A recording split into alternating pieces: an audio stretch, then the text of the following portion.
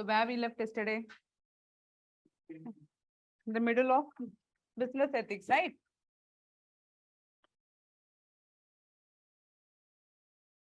Yes. So we were discussing that the duty of the company or organization, okay, in this place, I hope so. We are here, no? Have we taken the definition for bioethics and all? Not yet.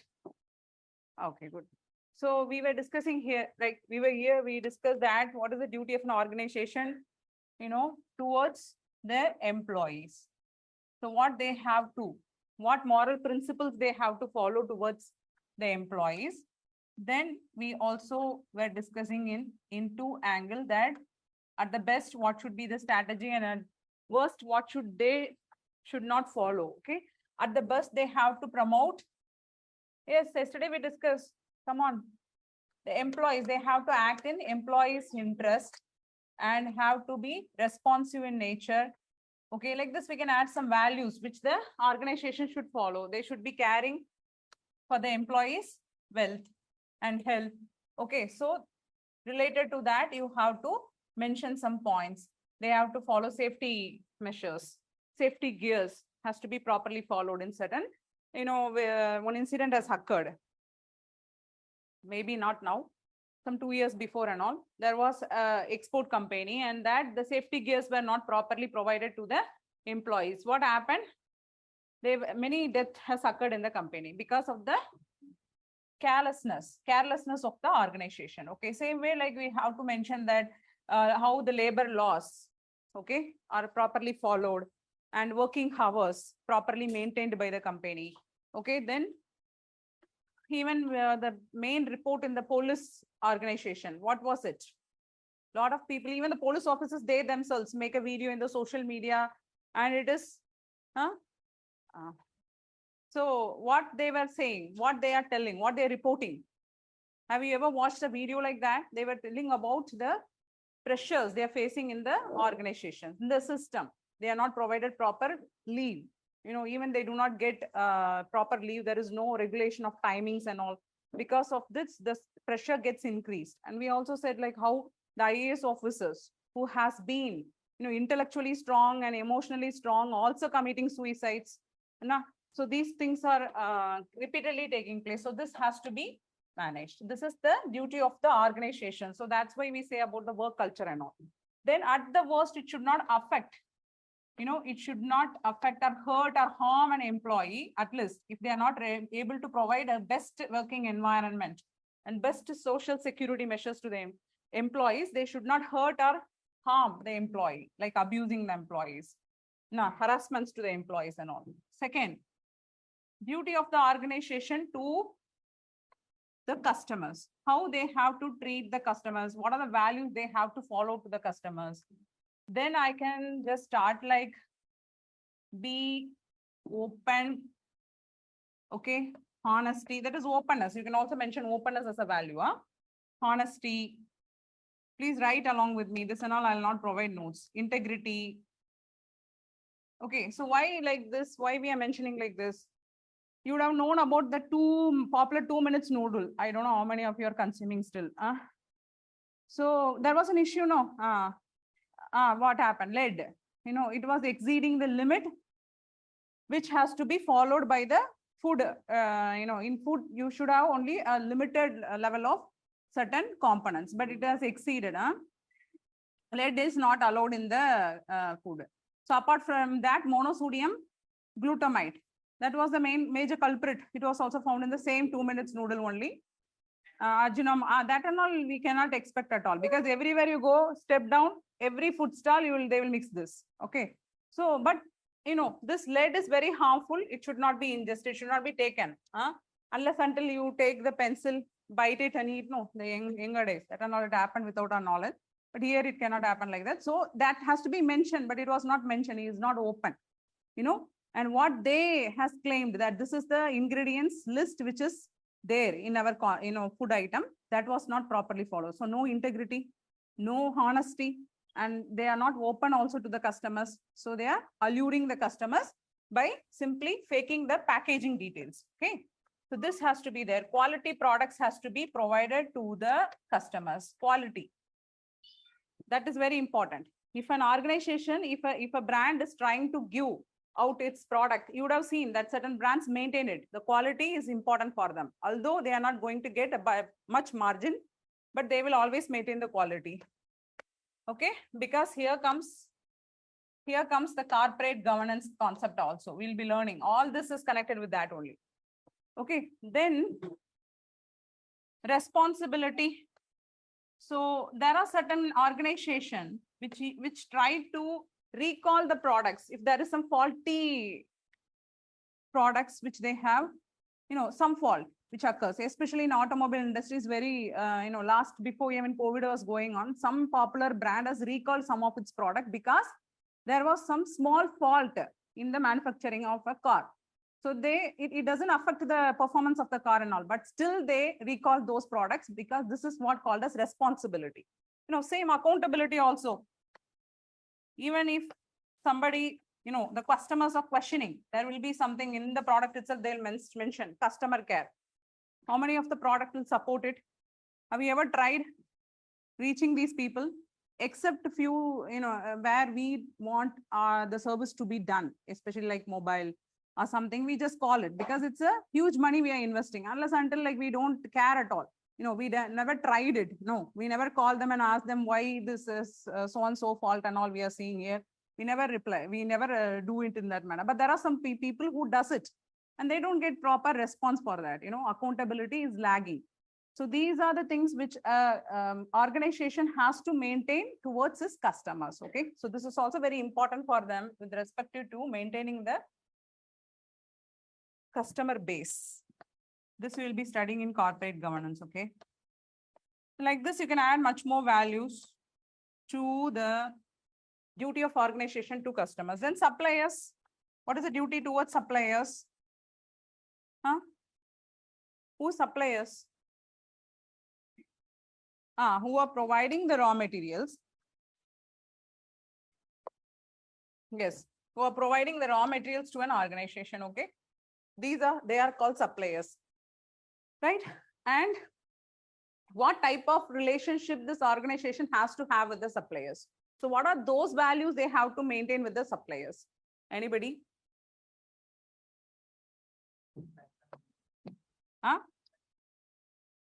Paisa?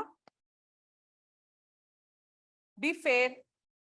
Okay, the competition has to be fair. What happens in many cases, I see many new faces also. New people, you are here for the first time then for ethics class. Have you attended any other classes? Okay, fine. So do you understand because you are in between or you are in the online mode? Okay, good. So we are here in the dimensions of ethics, especially we are discussing the various dimensions. In that we are discussing the applied ethics part. Okay, in that we are discussing the business ethics. So far we have completed environmental ethics as well as the bioethics part. We have discussed various issues regarding that. Okay, so you just ask your friends also and take the notes and then you refer because you have to keep in touch with the newspaper in order to know the issues which is happening in the day-to-day administration also. So administrative ethics we will be seeing later in the 6th, 7th unit. So this is the business ethics. And apart from that, we have one more that we'll see today. So be fair. See, how many of you have noted this that when you're going to a supermarket, okay, so what happens? What is that you see? Don't say me that I see all the products. I go to supermarket for that only. And we have that habit, no, because otherwise we are standing in the shop, we will be out, we ask some product, we only ask the product that the shopkeeper provides us. We don't have maja, no. Now we have to go inside ourselves, then we plan for 2,000 rupees, but we will purchase for 5,000 rupees and come out. That is supermarket. So we see all the products. What is this? What is that you note in supermarket? There you see racks. Hello, yeah, that's why. That's where I'm coming. See, there are some racks, you would have noted it, where we can see properly, and in that places only some products will be placed. It's also kind of advertisement. Or what happens when you go to the counter, we skip these things, like we take a children. Most of all, when we are going to a supermarket, we go as a family, not as an individual. So what happens? The children who love chocolate, mother try to hide all the racks, doing superwoman activity, crossing the child, across bridges, taking to the counter. There comes an encounter with the chocolate. What happens there? In the building session, the chocolate will be there. Now the children sees it. It wants to have the chocolate. Mother cannot deny it because it's a public social place where every people were standing near the counter, especially in the counter, there will be crowd. So she cannot scold the child also. She's doing a lot of actions. No, no, no. Then, just staring like this. No. Then everybody starts watching. Now the child is also behaving very rudely. No, I want. Now what happens? The mother has to buy a chocolate. There is something which some brands get advantage over the others, which we call as slotting fees. Yeah. So it's not for free. They are not doing it for free. They are doing with some fees. Same, it happens to everything which is visible is in the supermarket. But at the back, you can see that some persons are, paid more, because of the amount or because of the quality or because of the quantity, they are going to give more than the others by not fair and open competition. Because what happens here, the organization, they negotiate with the suppliers that this person is giving this product for this much. Our moms and all used to do, go to the market, one shop, what is the price? Batao, okay, TK. Fine. They will not purchase there. Get down, go to another shop, how much you're giving? Then that person has told me he's giving for 50 rupees. How come you'll give for 80 rupees? And he said, chalo madam, take it for Charles. It happens. Same way it happens in the wider angle. So that's why we are saying how come we can do in this pattern. So we have to be very fair with the suppliers, okay? And the suppliers has to have competition. You should not decide the competition for a supplier, okay? So what happens? Automatically, the quality will fall. The super quality persons will never come in the market. His brand is getting deteriorated. So he definitely compromises either the quality to the people or he never enters into the business. He gets losses. So this is where we are saying that we have to be fair and open.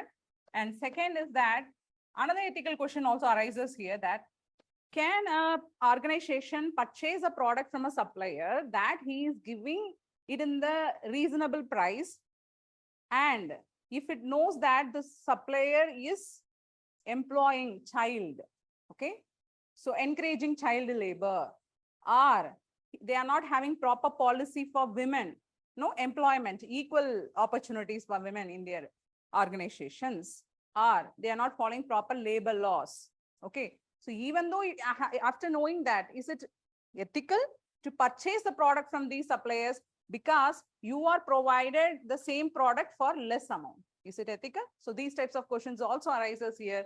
So it's totally an unethical act, right? So this is not supported, where the supplier has to follow certain rules as the organization follows. As we said, the duty of the employee towards the employer, same has to be followed by a supplier. An organization has to support that type of supplier even though the price is high.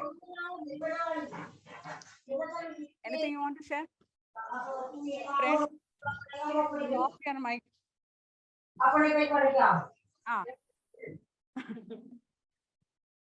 Please band kar lo, mic say. Someone's mic is on. Then we can say the duty of, so I'll rub this. Okay, so the duty of the organization towards community. So what type of duty they do have, what type of values they have to follow towards the community? First comes responsibility. The organization should be responsible for the product which it is manufacturing.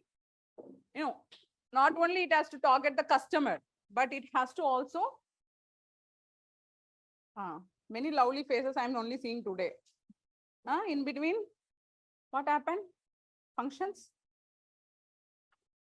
Okay. So what happens, the organization should take a responsibility for what it is manufacturing or what it is producing in the organization, how it will take responsibility towards the community. You would have seen, not starting from the advertisement to the process of manufacturing the product is very important here. Advertisement, you would have seen a lot of commercials coming out. A woman waiting for her husband in the room after the marriage. Now the window is open. From the next door, a window is also open. From there, somebody is spraying a deo. She removes the ring, throw it inside the room, jump out of the window. What is the meaning of this ad? What the advertiser is coming to tell us, what this person is giving information to the society, that if this deo is sprayed, that women can become mad and run away from the home. Other women are doing that. Is it happening? I don't know. Somewhere, whether it is happening anywhere, no. Even it is for comics, you cannot degrade the women's morality like this, right? So this is how, like, we can say that organization has to be responsible.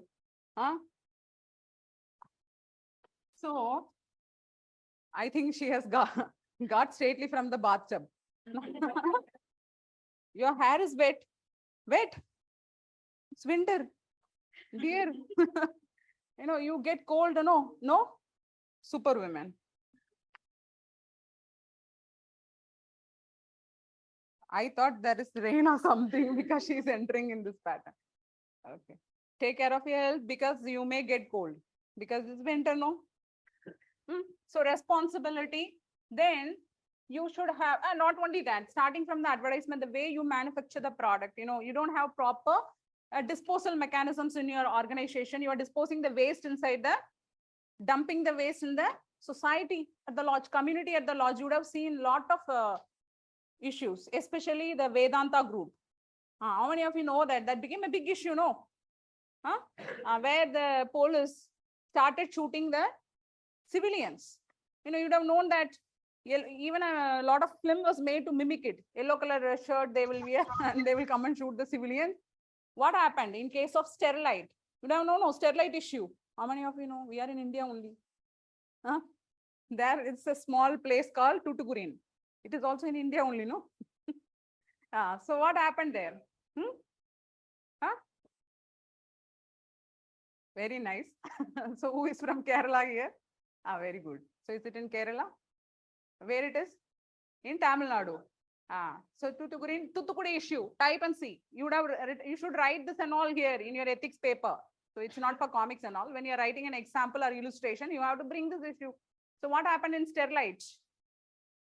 Malfeasance, administrative malfeasance. We'll explain that when we go to the 6th and 7th unit. So here, the police personnel who has to safeguard, who has to protect the civilians, they acted against the civilians. There were protests for closing down or shutting down of the Sterlite plant. Why? Sterlite plant was contaminating the environment where it was located. Okay, it's a copper smelting plant. They were releasing the waste, disposing the waste in the soil and in the water bodies nearby. And this affected the health. This created cancers for a lot of people who are residing nearby. So this created a larger problem, and then people they come to awareness after long years, after 7 or 8 or 9 years only they became aware that they are getting these types of health problems, and they started protesting against this organization to shut down it. Then what happened? Government, they were doing peaceful protests. Then shooting order and all came. Nobody has took the responsibility, passing the buck. No man's child only, it was like that. Who shooted? Why they did it? Nobody knows, but they shot. Even an IAS officer who is responsible for peace and stability of that area, he said, I don't know who has given the command. Then I don't know who has come there. Somebody from alien species has come and then gave a command, and some 5 or 6 people has lost their life, it seems, like after shooting and all. Many has got admitted in the hospital also. So this is a responsibility that an organization should have towards the community, and the trustworthiness, community is trusting the organization or industries which is located in a particular locations. So that's why we are allowing them to carry out their business, but you are not sticking to that trust which a person keeps on you. Okay, so this.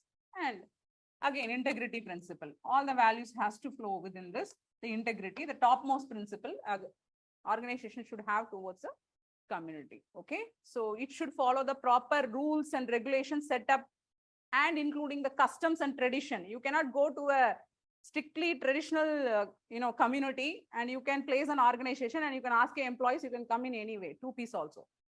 Now, whether the people will like it, the local community people feels as if it is very much harassing their mind. No, they don't accept it. So there is certain rules and regulation which the company has to, like norms, which we can say, the company also should follow in order to keep up with the pace of the community. Okay. So these are some of the ethical or moral values an organization should stick to towards the employees, or towards its customers, or towards its, the suppliers, or even towards the community. Okay. So this is called business ethics. This is business ethics. And this is in the miniature form we have seen. And with this, we will connect this to the 6th unit, corporate governance. There is a topic there. We will see it in an elaborate manner. Then, have you understood this? Have you understood? Got some idea? Now take some definition.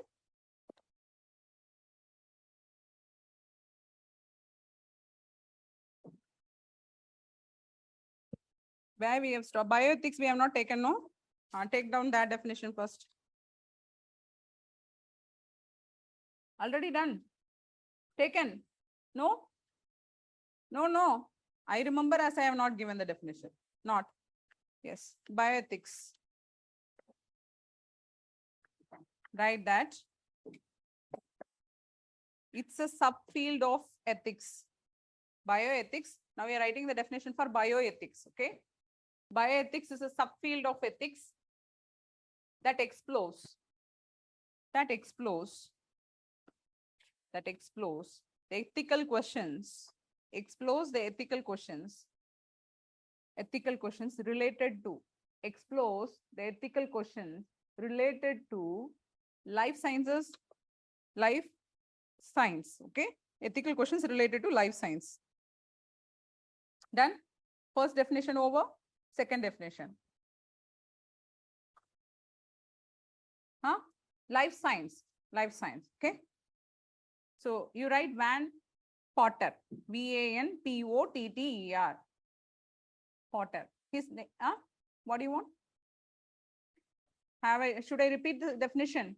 So bioethics is a subfield of ethics that explores the ethical questions related to life science. Done? Yes. Any other doubt? No. Then second definition, Van Potter, Vanpotter. It's the name of a person.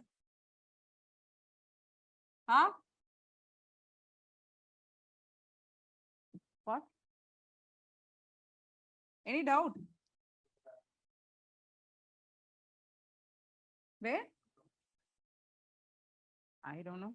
Really? Why? The name you are asking. We're excited. Who is having this type of name? Harry Potter, like that, huh?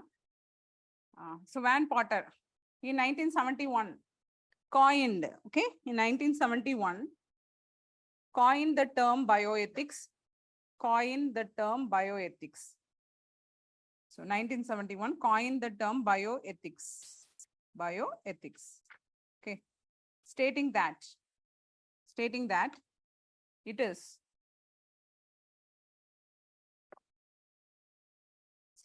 is inside the quotation, start the quotation. Biology combined with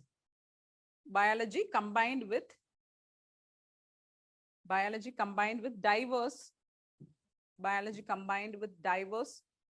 humanistic knowledge. Biology combined with diverse humanistic knowledge.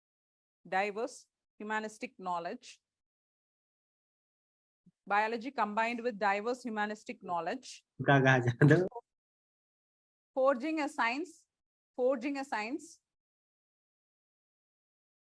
that sets, forging, F-O-R-G-A-N-G, forging a science that sets, S-E-T-S, sets a system of medical and environmental priorities. Environmental priorities for acceptable survival. Medical and environmental priorities for acceptable survival. Quotation close. So this is a complex definition and that's the simplest definition. Anything you can follow. It's up to you. Huh? So now, for acceptable survival. Survival. Full stop. Now, the principles of bioethics. Put a heading, principles of bioethics. Put a triangle, mention 3 words. Principles of bioethics. Bioethics follows these 3 principles, okay? You put a triangle in that. You mention moral pluralism, first one. Moral pluralism.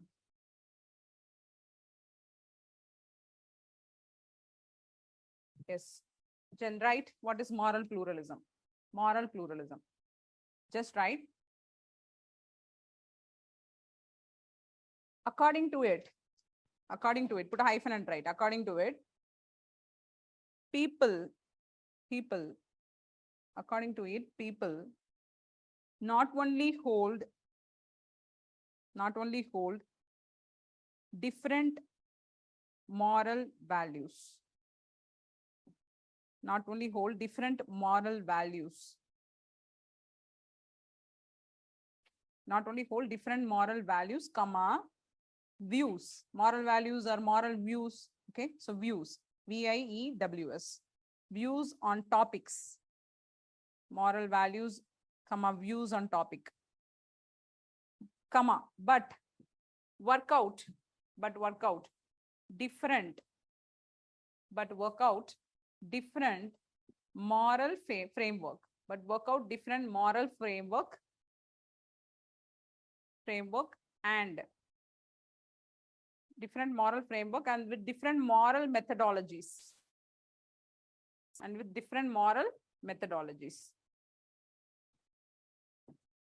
Moral methodologies. So as a result, people besides physician, besides physicians, Physicians.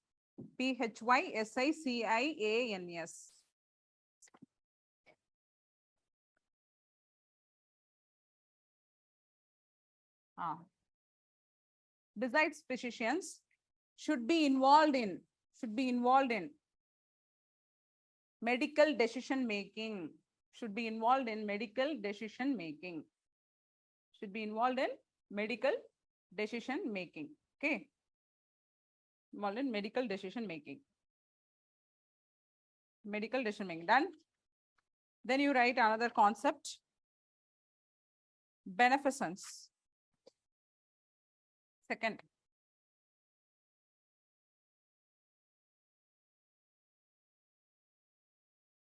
Put a hyphen and write. Do good. Inside single quotation, you write do good. Do good. That is beneficence. Okay. So after that, put a comma and then continue. Like this, it has to be. Do good. That means the practitioner, medical practitioner or physician, anyone you can mention, any word, okay? Medical practitioners or physician should at most act in the benefit of the patient, act in the benefit and well-being of patient, mention like that. Act in the benefit and well-being of patient. Act in the benefit and well-being of patient and not in his own benefit. Benefit and well-being of patient and not in his own benefit. Okay. So you know what it means, in his own benefit, huh? Yes. So you would have a better experience than me in all ways with the medical, with the doctors, huh? Non-maleficence. Non-maleficence. You would have seen recently there was also a news, no, a lady simply got operated in her leg unnecessarily. There was some problem that she got what to say, some muscle fracture or something. Because of that, they operated her in the leg and she died also because some vein got cut. Nowadays, doctors are doing a live experiment, no, not with rat or something, with us only.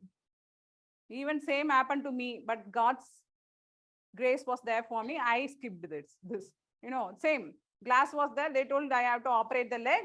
Then I was saying, what glass was there and you were scanned it, you know everything. In scan, you will know, no. If there are some glass pieces, you come to know. Then why you have to operate? No. We have to operate because there might be some minor injuries inside.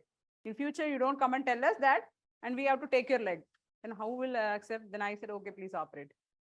Because we don't know. That's how they take the advantage over us. Beneficence, non-maleficence. Put a hyphen and write. Do no harm. Put a comma.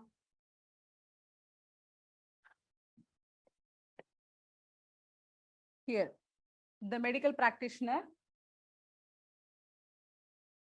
should not follow the strategies. Should not follow the strategies which would eventually harm the patient. Strategies which would eventually harm the patient. Okay, harm the patient. Right? We like a known person of me. She got some kidney problem. For your understanding, I'm saying there's a difference between these two. She got a kidney problem. Now she went to a doctor, Ayurvedic doctor, because they are very afraid of allopathy medicines. There are a lot of side effects. Now what happened? This person has not been properly has studied his medicine. I hope so, because no one will do this. He gave some medications to her. He told that, you just take this properly, you will be cured. After some days, he went to do the test, and then they found that she is in a serious critical condition where 2 kidneys has been affected completely. She died. That's the other case. But what happened? Here, this person, for his own benefit, in order to sell his own medicines, he doesn't even know that how to cure this patient. He has harmed in some way.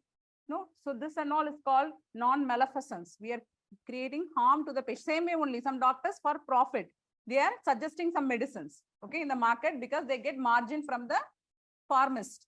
So that's how we are saying that, not harming the patient. So these are 3 values. Have we done this? Bioethics. Then we have already discussed some issues here. Now we start business ethics. Take one definition for business ethics, then we will move on. Media ethics next. Business ethics. Put a heading. So only definition I'm giving here, okay? So the notes will be forwarded, but not for the issues which we have discussed here, right?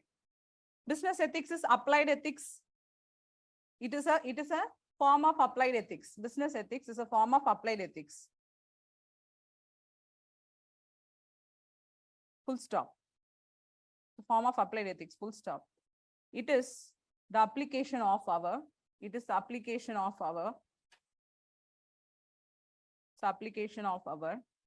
understanding of what is good, and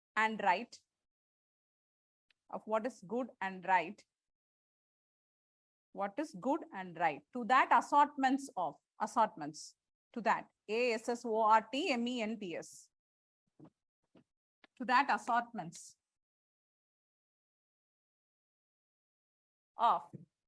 of institutions,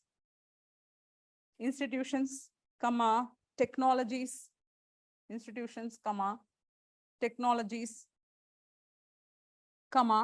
transactions, activities, and pursuits, PURSUITS, that we call business, and pursuits. I'll better write because my slang is totally different and you don't understand what I'm coming to say. Pursuit. That we call business, okay? Close the quotation. That we call business. Activities and pursuits that we call business. Okay, done. Have you written the definition? So have you drawn those diagrams which we have discussed here in business ethics? Over. So you should take some reasonable notes. Okay. Don't make it like very short notes, because after some days you will never understand what we have written there. Okay. Please be ethical towards you. That's, then we'll go to the next topic, media ethics. Just start media ethics.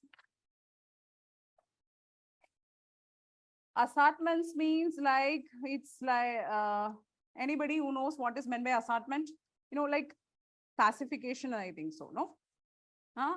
Yeah, it's a collection of, like how we classify the things. So now media ethics, write the heading. What is media ethics? Yes. What is media ethics, please? Anybody? Already we have discussed a little bit. Where we have done? In the case study. What case study? Yesterday we discussed a case. Do you remember? What was that case? Suicide. Very good. In the suicide, we came across a word related to media ethics. What we wrote there?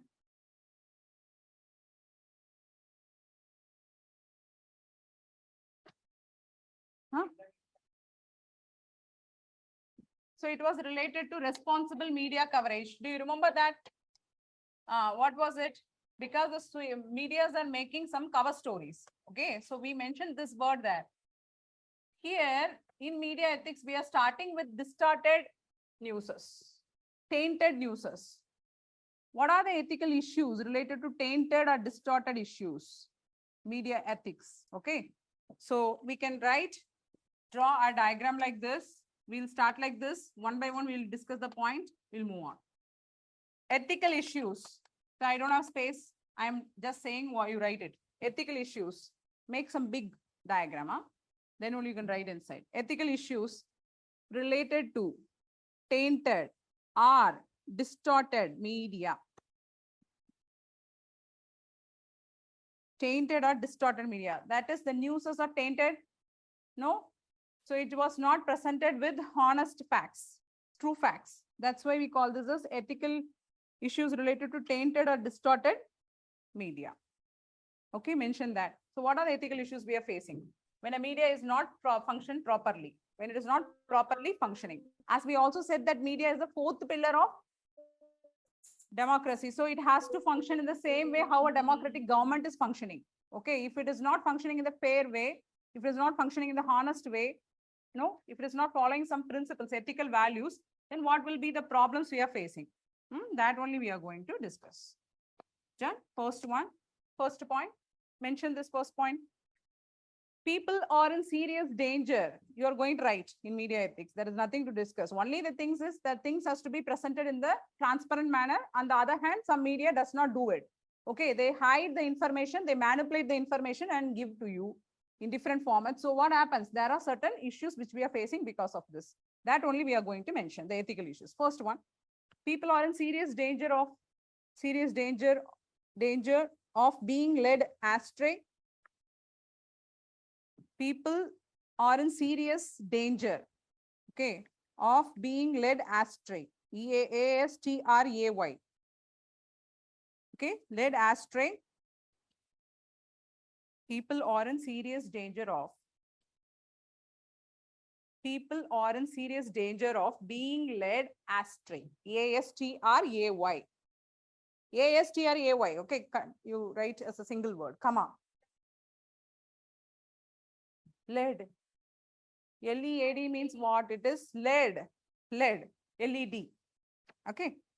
Comma. Due to false information. Due to provision of. You mentioned provision of false information. Okay. So here the people are deviated from their path. Because of providing false information, they are not able to follow the right path. Okay. Because you don't know what is right. You are provided with certain information, you believe that is true, and then you are misguided. So that's the first point is mentioning. Second, in certain cases, the presentation of certain facts may have, in certain cases, have you done first point? written over. Then second point, in certain cases, comma, the presentation of certain facts,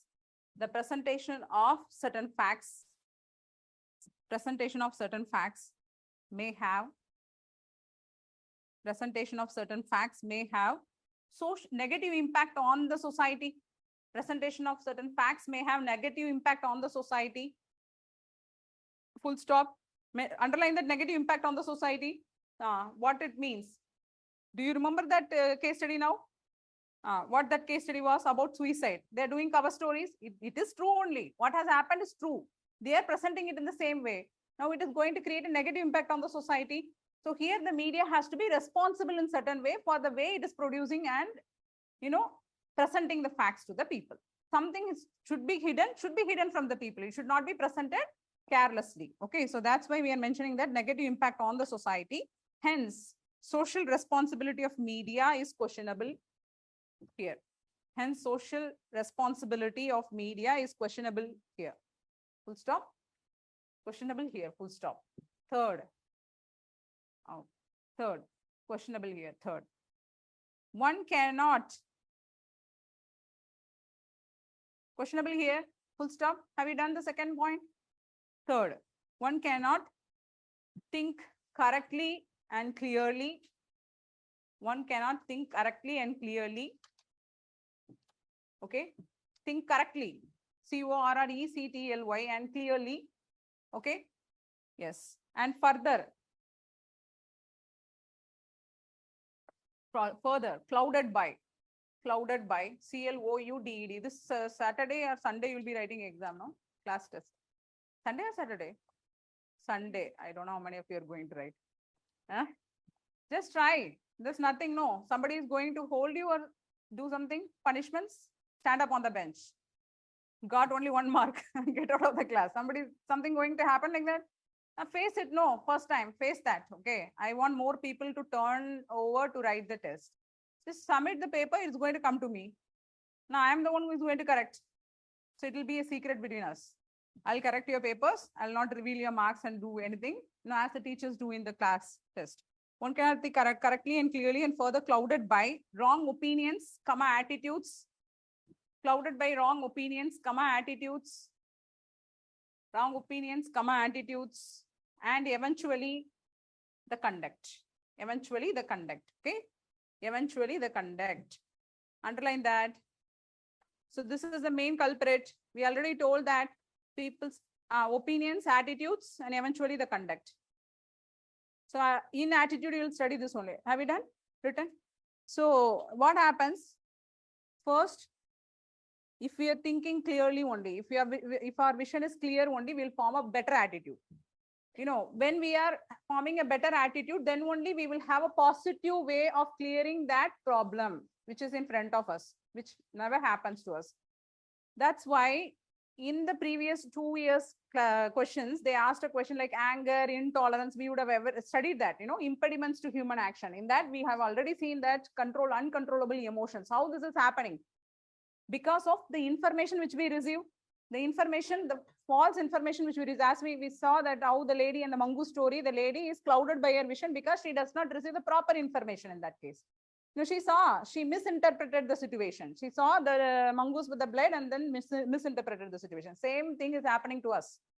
We are sitting idle in the home. We are receiving the information from the social media, various ways. Now information is flowing to us. Only half is known, half is unknown.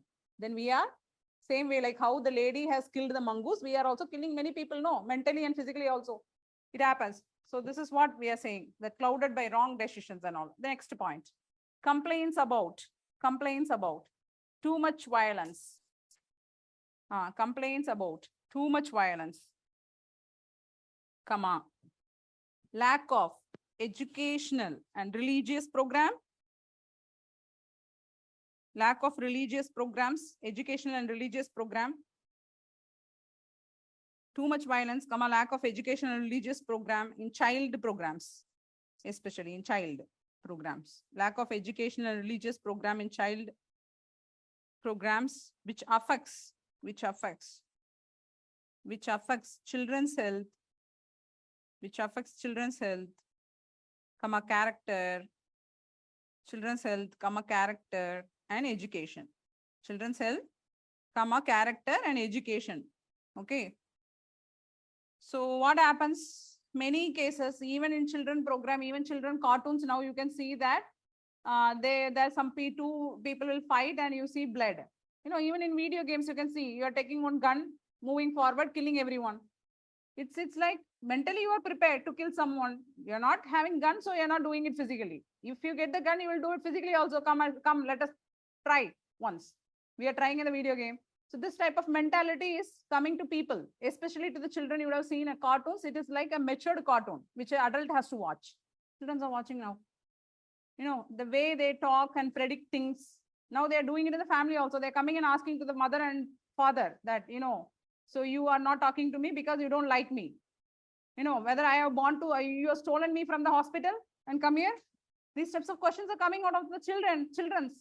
But 5 years, 6 years old are talking in this manner to the parents. What is the reason? Because of this type of things which is propagated by the media for earning their points.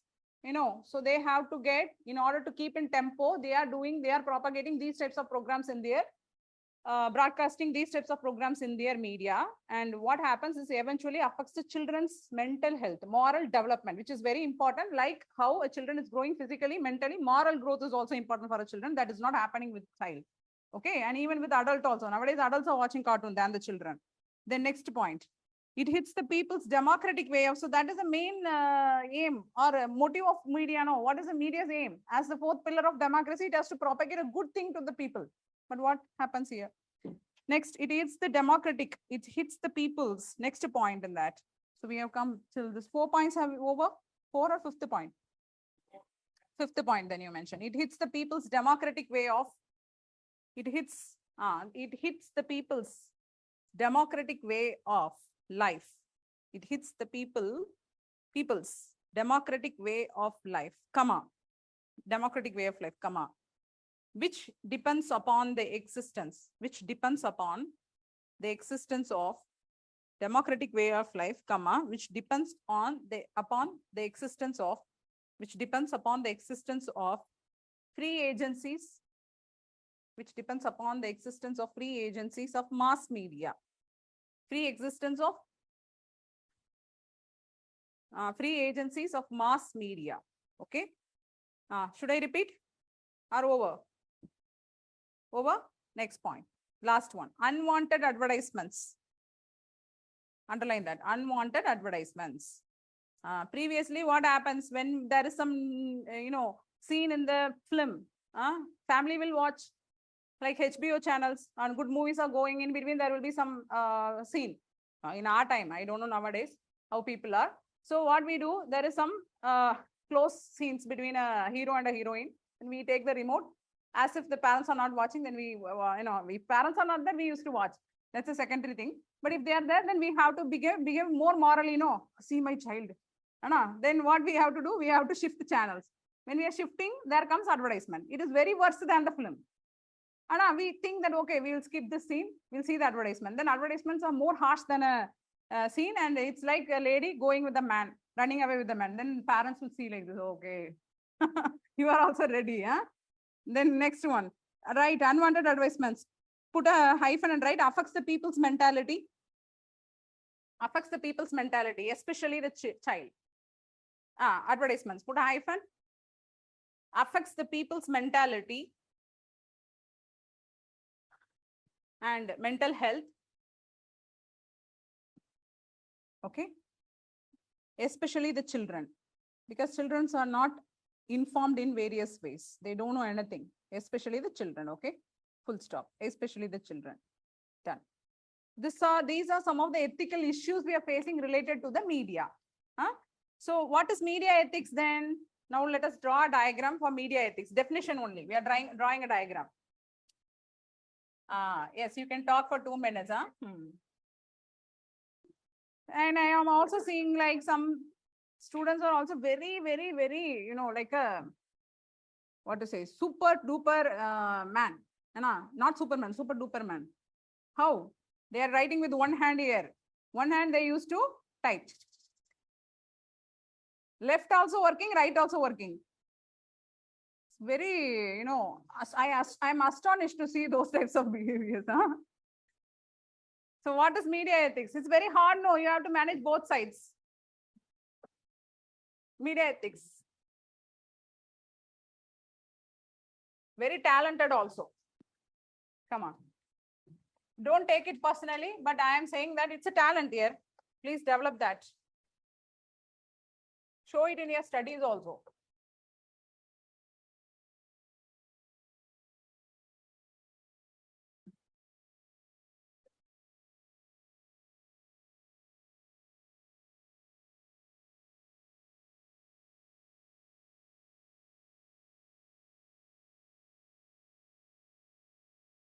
And some of you has come and asked me like how to approach the case study, how I should start.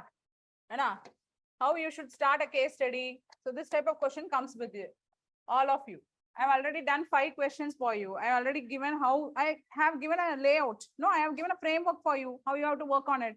Just follow that. If you're not still clear, what you have to do, you have to take in the internet, you have a lot of case studies. Just to open it, see how they are solved. Most of the answers will be in the stupidity manner only. Don't follow the answers. Just see how they have worked out it. Okay, then you think you have everything, intelligence, knowledge, put it. So that already when we are crossing this 3rd unit, I'll give some handout to you. Handout means I don't know whether they are going to produce as a handout, but I'll give forward to you, okay, as points, which has to be followed by a civil servant. The main points which you have to keep in mind while you are making a decision. As some of you have asked, I don't know how to solve the options which are given there. They're asking, giving 4 options, they're asking me to choose one. I don't know how to choose it. For that, you will have a clear and better idea when I forward these points to you. Okay, I'll do that. Desirable or undesirable. Or you can mention this as acceptable or unacceptable. See, you ask a question, what is media ethics? Put a question mark, then you draw this diagram. Ways and means. Ways. WA ways. That after that, collects and presents. Collects and presents. Okay. Good.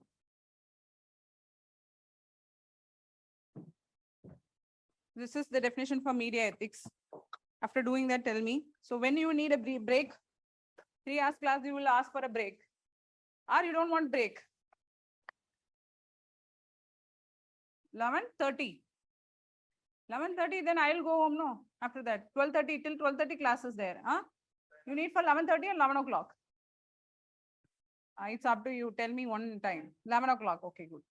So 11 o'clock, and I don't know how much time you are going to take break, but 10 minutes I'll start the class. Have you taken this diagram?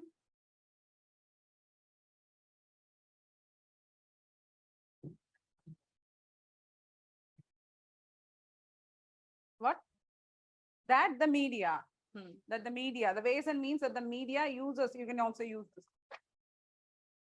Write a word users also. Collects and presents. Okay, the data or information.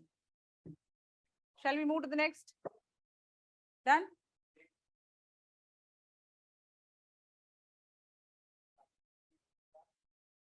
Presents. When you're writing an answers, initially you try with the points. Okay, you just give in the point format. Then you try with diagrams and flow charts. Because nowadays questions, every question you take, last 2 years, 3 years question, they're asking illustration. No, illustrate with examples. Explain with examples. Illustration is the word which they use at most for 4 questions. So you have to know to present it in the diagrammatic format. You have to take an example. You have to present it in the diagram format. Like this. In the flowchart format, you have to do. Okay. Now, next one. Right? Code of ethics for media. Code of ethics. Ethical codes to be followed by media. That's the meaning. Okay. Codes of ethics for media.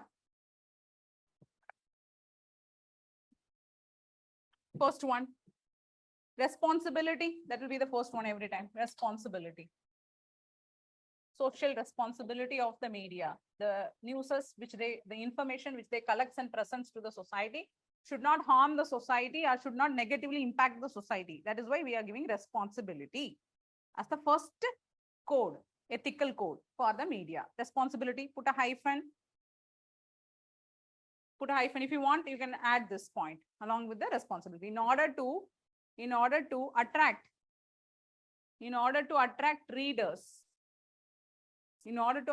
readers, and users. Readers are viewers, anything like this, put a slash, right? Viewers, okay? In order to attract readers or viewers, comma, unworthy or irresponsible information, which affects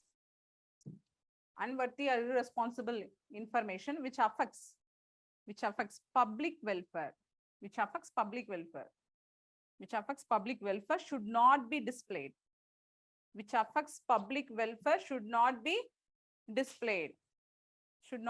But what happens? What is happening? We cannot avoid this. Otherwise, we will never purchase newspapers in home. No. Somebody that very recently there was a news. A boy killed his own girlfriend, put her in the freezer for 3 months or something. No. Then disposed her body.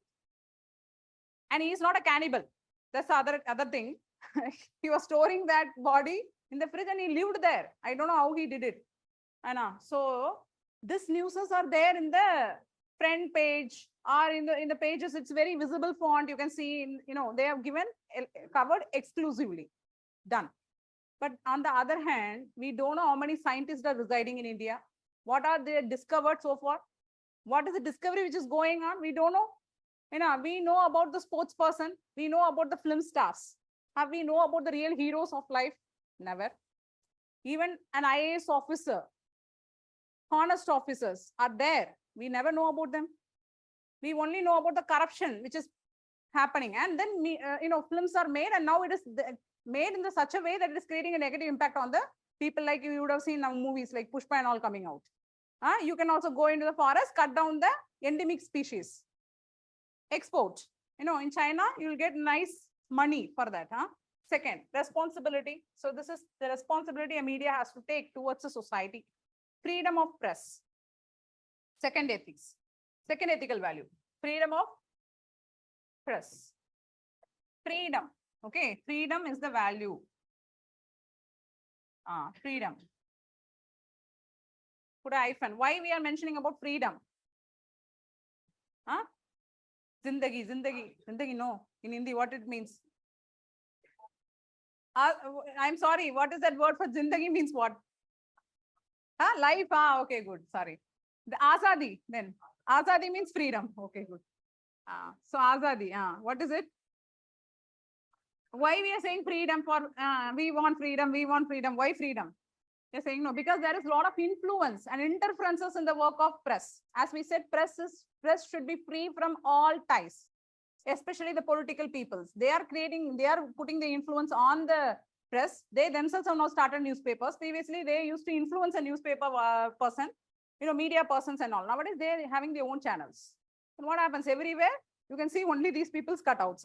He is a good person. He walks in the good way. He talks in the good way. Everywhere we are propagating about this person only. So that's why we are saying freedom of press has to be there in order to know about the news which is happening in the surrounding, in the society. The news which has to be known to the people should be known. Others unnecessary things should be hidden out in order to avoid chaos. So freedom of press is very important. Put a hyphen and write, it is there. Unquestionable right. It is an unquestionable right. In order to become, in order to be fair, in order to operate in a fair manner, this is very important, freedom. Okay, so it's an unquestionable right to discuss, whatever is not. It is an unquestionable right to discuss whatever is not explicitly. It is not explicitly forbidden by law. Whatever is not explicitly forbidden by law. Explicitly forbidden by law. Okay. So whatever is not forbidden by law, the media has right to discuss. Even if you are asking not to discuss anything, don't tell, the truth should not be known to people, then it is totally affecting the democratic way of life. Okay. So third value, independence.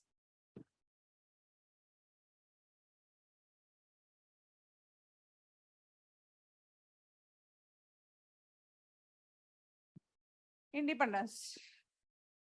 Freedom from, put a hyphen and write. You all know independence means same like freedom only. So freedom from all obligations. Freedom from all obligations.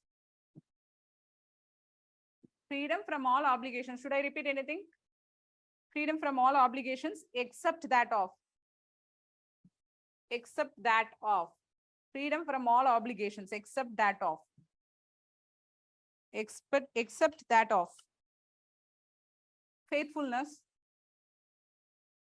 Faithfulness to the public interest is vital. Faithfulness to the public interest is vital. Okay. So, faithfulness or fidelity, any word you can mention. Faithfulness to the public interest is important, is vital. Why we are mentioning this? Because media has to free to operate. It should be free from all the duty, not obligations, all the obligations which is in front of it. It should not operate for the sake of other people. It should only operate for the sake of the interest of people. Okay, for the common man. Right. Next, fourth one, fourth value mentions. Yes. Any doubt? So there the people are discussing something. That's why. Fourth one, sincerity. Freedom and independence. Yeah. So what is freedom? What we have mentioned as freedom? What we have written? Unquestionable right. The freedom of a media that, you know, it is that it has freedom that without the interference of other people. Okay. And in independence, same, it's the freedom only. But here, the media has to be independent in this working in such a way that it has to act in the interest of the people. Okay, there even, you know, freedom means complete freedom of the press where no interference should take place. Here, the media has to keep in mind that the people's interest should come first. Okay, without other people's, without serving other people. Okay, fourth one, sincerity, truthfulness, sincerity, truthfulness, and accuracy. Accuracy. Sincerity, truthfulness, accuracy. These are some values that media has to keep in mind. Okay, accurate information should be given. Without that, you are itself not knowledgeable. You are itself not understandable. You are just producing some facts the moment you collect it. No, without verifying whether it's right or wrong. So this also is going to create a havoc. Then fifth one, impartiality. Impartiality. Have you written the fourth one? Fifth, impartiality. What is impartiality? I should not be biased. It should not? So there should not be any discrimination, bias, prejudice, we can say in any word. So that is called impartiality. So that should be a value a media should keep in mind. Fair play. Because the media person who owns the media might belong to a certain community. Suppose some community riots has happened. He cannot just manipulate the news according to his own community, according to the welfare of his own community. Okay, so that's why we are saying impartiality. Then fair play. Fair play. Like justice, equity, this has to be there. Put a hyphen, mention the words like justice, equity. The media has to operate with justice, equity, etc. Right? That's it. That's it. Media ethics got over. So we have completed the dimensions of ethics to some extent. We have done, you know, but there is no limit for this. I'm saying that truly, like, we will face a lot of issues in the society. Anywhere the questions can come, like media, digital, you know, you can make a note about digital ethics. Digital transformation is happening in the country. And as I said, there is no cyber security professionals are also available to take care of the security of our online information which we are providing. There is a third party which is holding all our information. As that day I was also talking about Aadhaar. Nowadays they're saying about masked Aadhaar, masked. So what is it?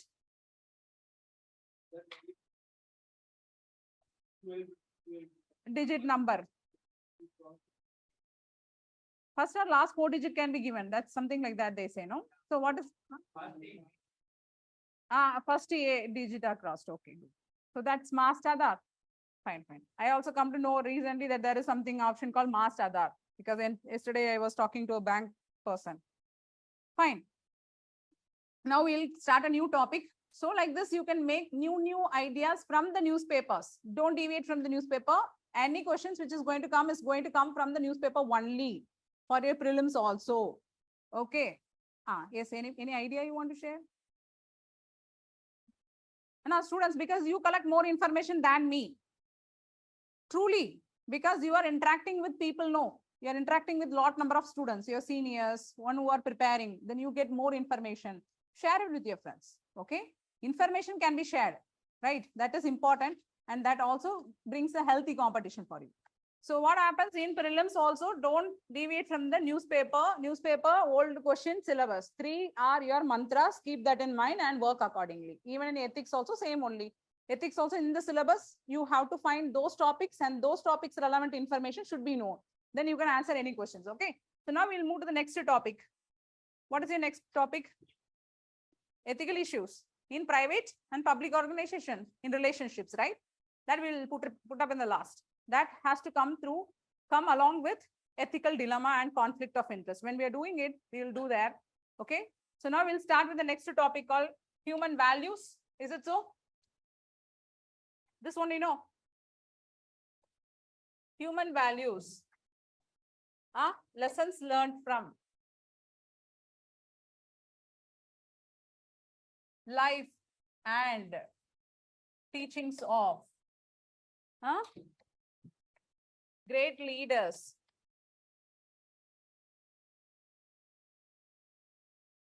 reformers and administrators. This is the topic, okay? And you all know what is values. What is value? Values, I already told that values varies from person to person. It varies from person to person. Every person is having their own value system.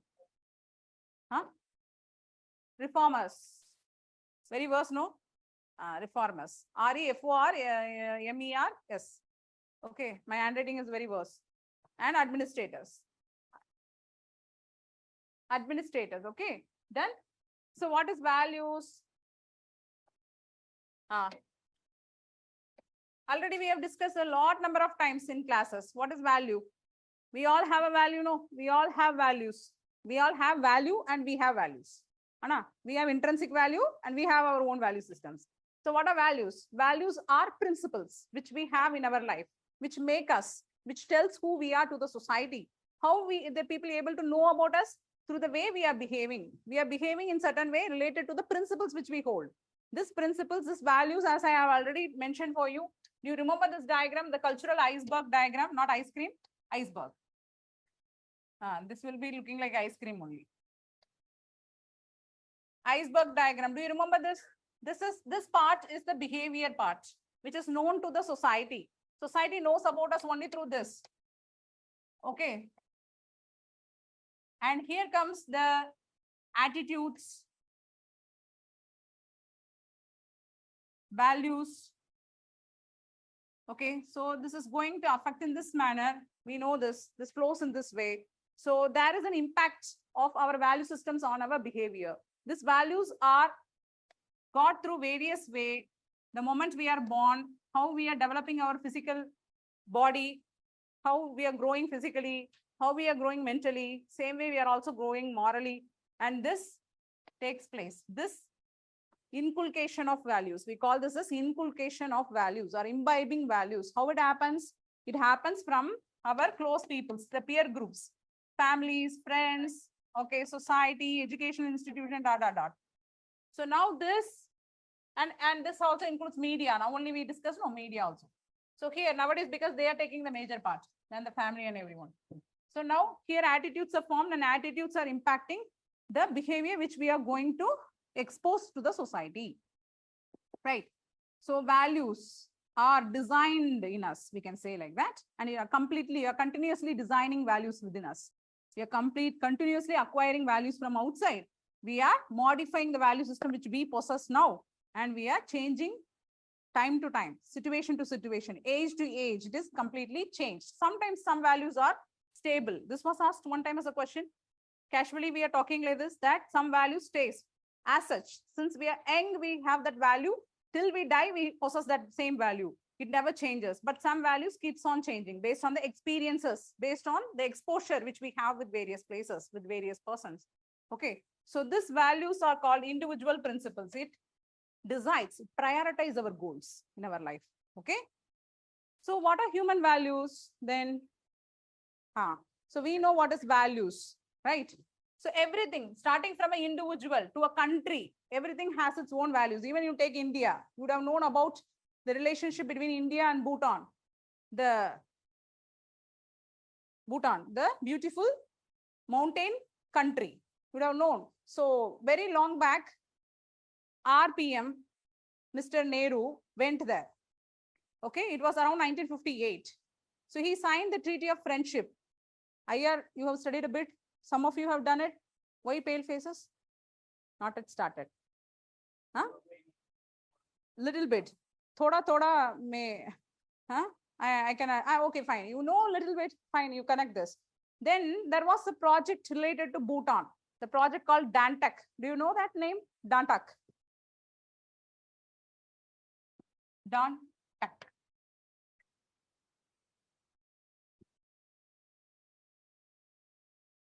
Who are BROs? Border Road Organization. What is their main duty? Making roads here also. In the border areas, to some limit, these people are responsible for making the border roads. That is why they are called as Border Road Organization, not NHAI. They will kill and throw away NHAI somewhere. So this Dantak, they go to other countries also to make the infrastructures. Okay. So when this friendship treaty was signed between India and Bhutan, the relationship between India and China was going smoothly only. You would have known.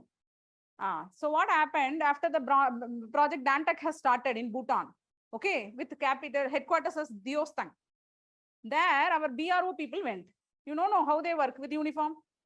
Then China started seeing, they thought we are spying on China. So there were a lot of misunderstandings at that time during India and China, and this again strained the relationship between India and China, and that led, which was the main cause for the 1962 war between India and China. Even in that time, India has signed the Treaty of Friendship. As we have seen, like how in Mahabharat, I don't know, we call him as Karna. What do you call him? Karan. He and Duryodhan, what type of relationship they had? He valued friendship. You know, even though he's going in the path of falsehood, sin, he followed his friend's footsteps. Okay, so that is his value system. He supported this type of value system, right? Same way India also did, supported the friendship. They said that we have signed the Treaty of Friendship. We promised them that we are going to develop the infrastructure, and we have started this project Dantak. And till 1968, our BRO people were there working with the Bhutan and completed the project in spite of so much misunderstandings which has happened. And that's why even now we are having a domino for them. The BRO people who lost their life in constructing the roads, the meritorious service, still remembered by the Bhutan people. So any PM who visits Bhutan, first visit this site where our BRO people has constructed the road in spite of so much disturbances they felt. So this is the value of our country. Okay, this is the value system which our country respects. Aditi Dev Bhav. Now, we support every people. Even though we have not signed the refugee convention openly, we are supporting the refugees. We are not sending them bluntly and blindly back. Like how the other Western countries, the developed countries are doing, constructing a wall, big wall, not people to enter inside and all. So this is the values an individual can also hold, a society can hold, a community can hold, a country can hold. So that are called values. Then what are called human values? That's a question for us. No, human values. Draw this diagram. This is very important. Draw and keep, then we'll discuss the human values. So you would have studied graph in your childhood days. What are the positive quadrants? Negative quadrants. Am I right or wrong? Wrong.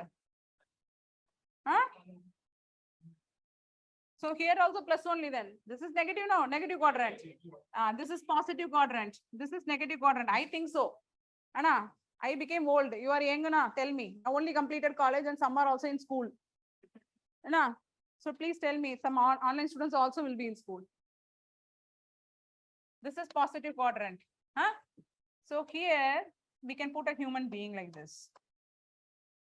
There is a concept called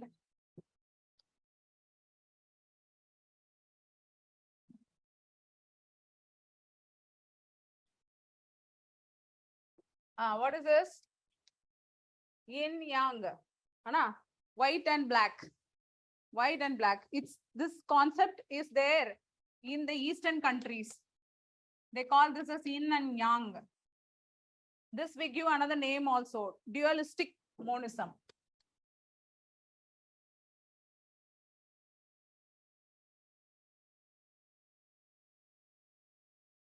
What is this? Dualistic monism. What is the concept of that? You would have seen in Kung Fu Panda also it will come. And there is a popular film, no, Kung Fu Panda. Both light and darkness prevails within us. Okay. So as he says, both light and dark, both good and bad exist everywhere. Not only with us, exist in everything. Whatever you take, even we have a day, we have a night.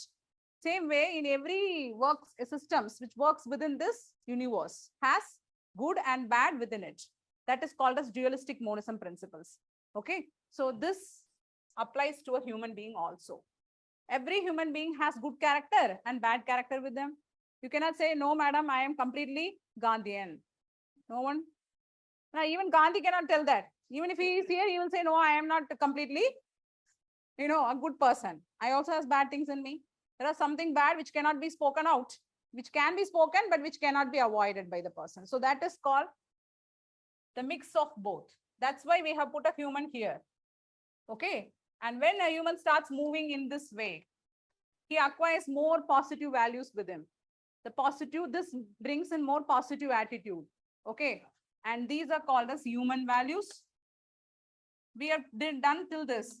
Already in the introduction class I have done, but rest has not been done. You can name this graph as competency versus, already 4 times question has been asked. Again, they may ask. Competency, or it can be skill, okay? Anything. Skill versus values. This is the graph which you have to draw. Keep this with you. Anything they ask, then try to plot it accordingly. Change a little bit. That's it. Human values. We call this as human values. So here it makes a human an angel in the eyes of people. And if a human walks in this path, he becomes a demon.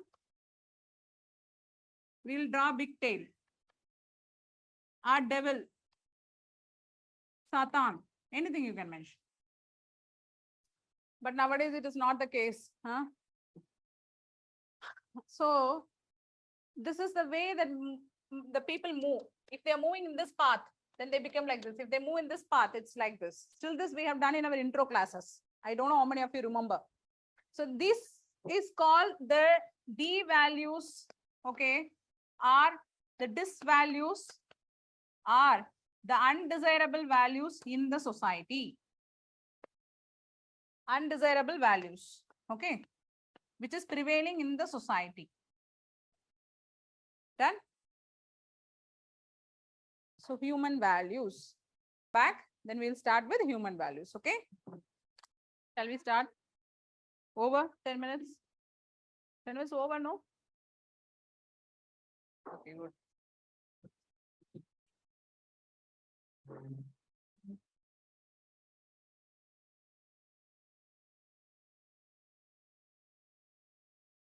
So only this much thickness you can, it is visible, or we can do it in a thin manner also. See, now we have this much thickness. Now I have reduced the thickness. Is it visible there? Anna, is it visible? No? Right. So now we are putting a topic as human values. The topic is human values, lessons learned from life and teachings. So the life stories also you should write, and the teachings given by those people, the principles which they taught to us can also be given in the exams, both. Okay. So be aware. Then when you are writing about a leader, like you take Nehru or you take Gandhi, okay. So what happens when you are trying to write something which these people gave to us? you can also include their life stories there. Okay, so when they're asking with examples, you can just give this also. What he has done, what has happened in his life. You take Swami Vivekananda, reformer. So what has happened in his life? What are the stories which we come across in his life? All those we can give along with the teachings which is given, which they gave to us. Okay, so if I start here, the human values, which I said that which makes a person like an angel in front of others. So these are the values which makes a person more humane, more desirable by the society, and this helps in strengthening the bond, the relationship between people. So these types of values, if possessed by people, will strengthen the relationships, and these are desirable by the society. That is why we call this as desirable human values. These are desirable values by the society. I'm going to say some stories. You can just make a note of it because this can be used in exams also. This lady, she was thrown out by her own husband. Don't ask me, then there is another husband also. Thrown out by her husband in the young age of 20 with a child. So then she thought that she was abandoned. There is nobody, no father, mother, nothing. She thought that she should end her gruesome life, okay, because she is alone now. She is abandoned with the child. She walked in the streets. She started walking, and then she found there were a lot of street children without father and mother. Then immediately she had a determination and courage to take care of these young lads, children who were homeless, who are orphans. And then a very popular film was also shot in her name. How many of you know about her? I don't know. So this lady is known for certain values, like we are going to see some real life incidents, okay, that you can make as an example in exams also. Courage. She is known for courage, determination. Mother? Who? Teresa. I'll come. Determination. Good. So love, care. Can we stop talking? Or should you can also come and share some stories here. I'm saying it's for real. I'm not asking joking or something. Just some stories. You can just share with your friends. So courage, determination, love, care, kind. So who is she? Can you know? For anyone know? Somebody has answered me like Mother Teresa. Any other answer? Film? Somebody was saying some answer. Okay. You can also mention that a Marathi film was shot in her name. In 2010, this film came out. Ma Sindhutai Sapkal was her name. Sindhutai Sapkal. She adopted around 1,000 orphans. She became mother of orphans. Otherwise, she is called as mother of orphans. So, like Mother Teresa, she is also a noble lady who took care of those children with hopelessness. Okay, so she had a lot of hope, determination, courage, and perseverance in doing some things in spite of lot of obstacles which she faced in her life. So these are some of the examples of human values. Instead of simply mentioning the human values, I am giving some stories for you. Sindhutai Sapkal. Should I write? Ma is mother. Okay. Now we gave her this Sindhutai Sapkal. I think she's from Maharashtra or something. This lady. Okay. Then I can bring another example here. This person is known for his courage and patriotism. I hope you all know about this person, especially. He's a warrior. Okay. He's called Sher Shah by the Pakistan army. The Pakistan army fears the moment they hear his name. Sher Shah. So he has given a popular statement also. Either I will come back home hoisting the tricolor flag, or I will come back wrapped in it.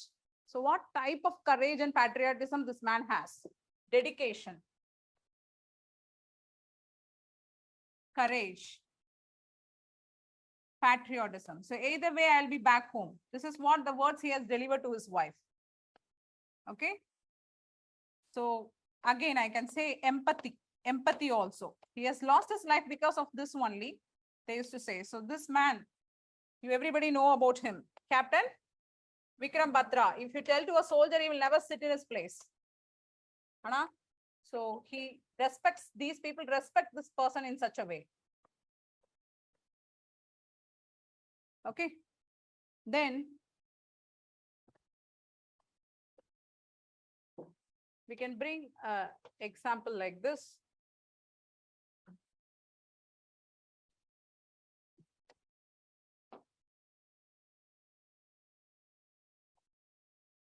This lady,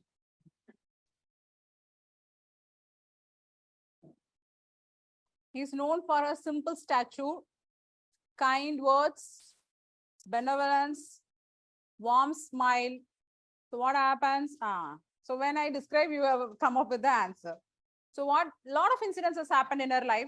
One such incident is that she used to reside in a small slum area with a group of childrens, orphan childrens. She used to beg in the streets. Okay. She used to go take the children. If there is no money, then she used to beg also to the people who are there for the food to the children. So every time she went out, she saw a shopkeeper, and then one day the shopkeeper was very angry because he was not in a good mood. We all know that when we are not in a good mood, we behave differently. Okay, so what happens? She was putting her hands in front of him like this. Please give something for my children. He spit on her hand.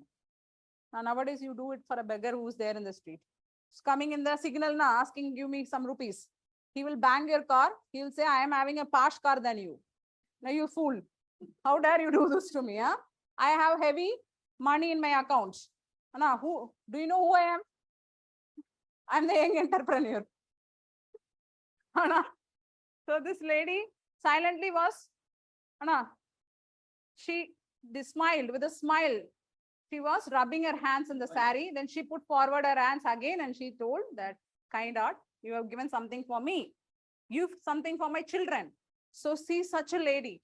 Okay. So now the shopkeeper was ashamed. Now anyone has to do that. So she is very kind.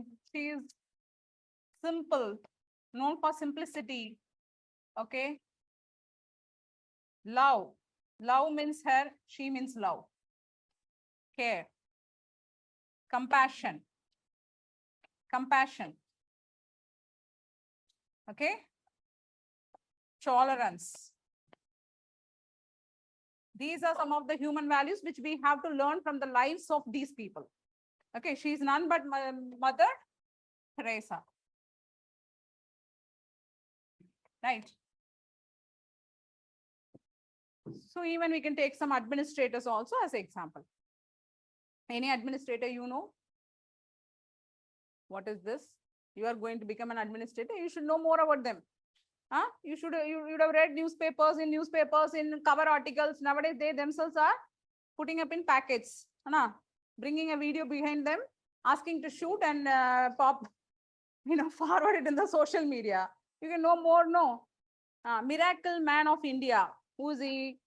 Miracle Man. Miracle Man of India. He is one such man. His name is otherwise called as Armstrong Palm. Who was there in the northeastern state, was serving there.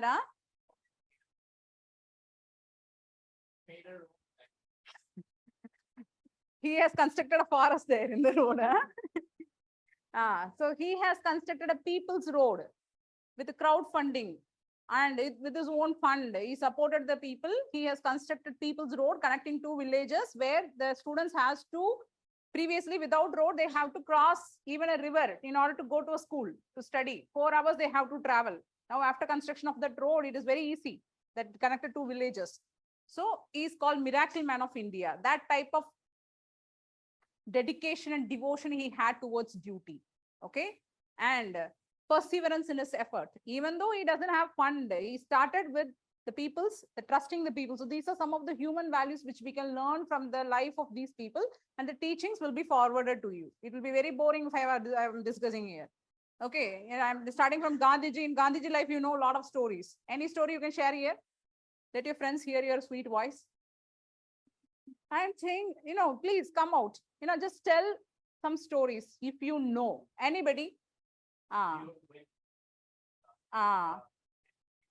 So you introduce yourself first. Let your friends know that you are so and so. Who are you?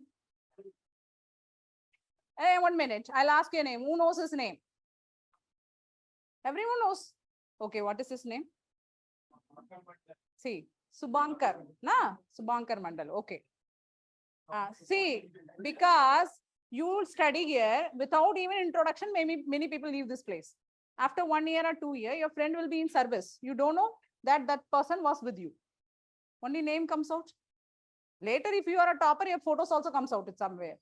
And in institution also, if they see, then they will see you. That's why. Introduce yourself to your friends. Huh? Yes. Yeah, please.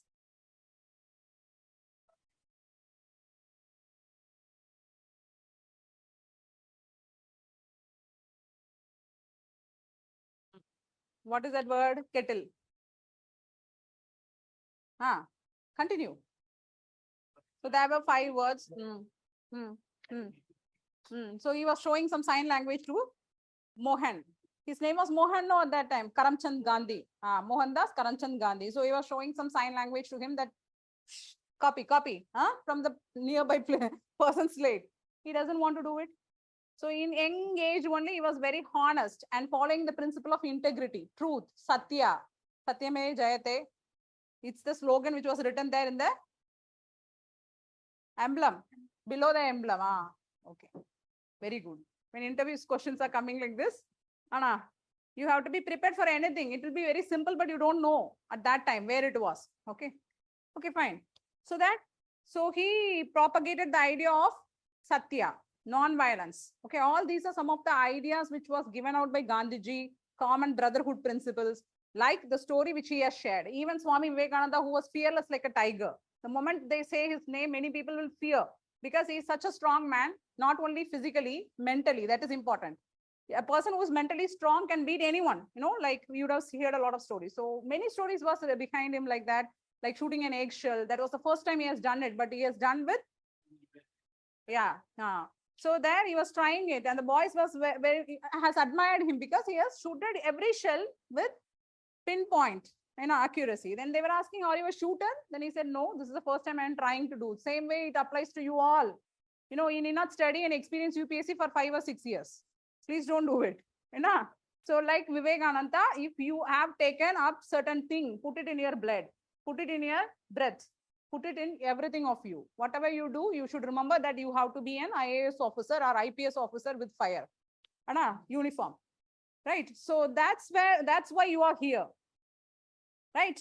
If you are for enjoyment, please keep it aside. I'm telling you now, because those who are sitting along with you, laughing along with you, will not be there when results comes out to cry with you.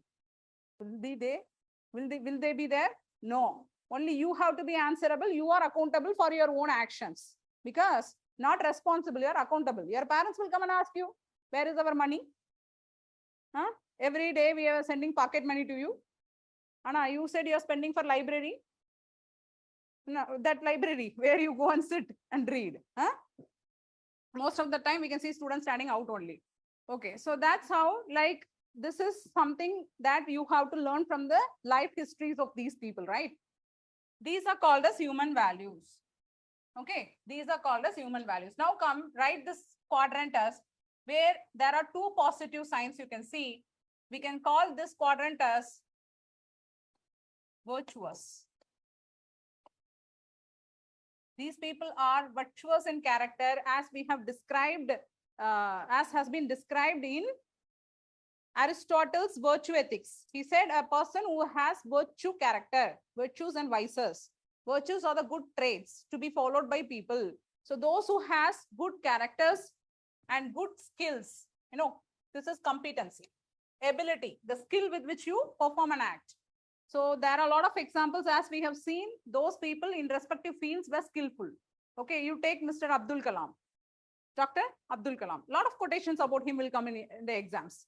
There are a lot of stories also about him. Then wherever he goes, he spreads love, kind, simplicity. So these types of person he is. And he is very friendly and sociable to everyone, especially to children. So these are some of the people who are virtuous in character, who has both, good values in them and skills also. So they are desirable by the society. Society wants them more. Society wants to be friendly with them. They like them, they adore them. On the other hand, come to this quadrant. These people do not have good values, but they have good skills, very good skills. Anna? So we call them as sinful people. There was a question one time in UPSC, they asked like this. There will be no direct question. They will never ask, describe about person who has good values, low skills. These types of questions will never appear. They asked a question like integrity, intelligence, and energy. These are the three things which will look for hiring a people. This is a popular quotation given by Warren Buffett. Who is Warren Buffett? King of this Warren Buffett, who is a businessman. Okay, he has given a popular quotation that when you are recruiting a person, you have to see values also and you have to see intelligence also. But he said that, he put a but. He said, if the person is intelligent, but he does not, and he has good energy, okay, he has good skills also, and he does not have the first one, integrity, that is value. He does not have that, then it will kill you. You means it is not going to kill Warren Buffett, it is going to kill the organization itself. Why? This person will be very much competent, very much skillful, but he will involve in all types of scams for his own interest, like Harshad Makta scam. You would have known about him. Starting from Mudra scandal. You would have known what is Mudra scandal. Harshad Mehta, Jeep scandal. That is the first scandal which got exposed in India with respect to government purchase of Jeeps. So like this, it's many scams started coming, and now very recently Nirav Modi flied away from India. After that also the shipyard, ANG shipyard or something, the owner of that has been arrested for 5,000 or 4,000 crore. So like this, every now and then scams are happening. Only those people who are very skillful, then these people also will involve in scams, because you should have knowledge to do that. Okay, to involve in white collar crimes. So that's why we are saying these people are sinful people. They act only for the interest of them, not for the society or for the people's interest. Then come to this quadrant, incompetently virtuous. Give a name like incompetently virtuous. They asked one time a question like, a person who has,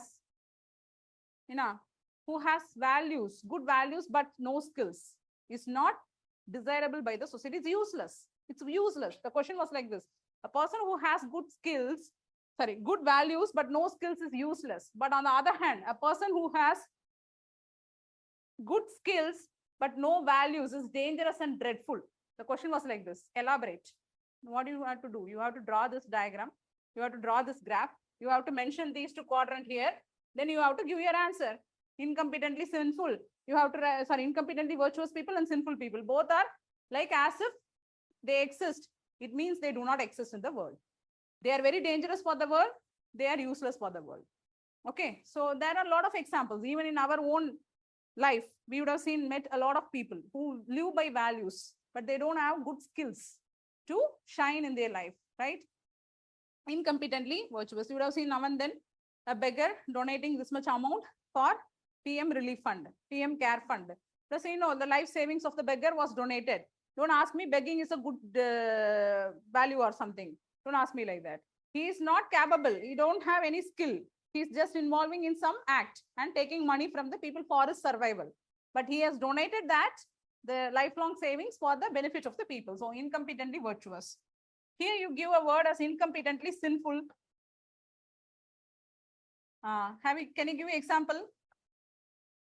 Incompetently sinful. Any example? Yesterday we saw, day before yesterday we saw a case study. What was that case study about? Drug addicts. Drug addicts, we can say. Those people, even alcoholics, what they do? They drink, we know that. After that, what happens? And what happens? Some are quiet, but some behave in a very indecent manner. Sometimes we have an NGO. So I am the chairman of that. I used to do some work. I used to travel every state. Almost some 10 states I have traveled so far.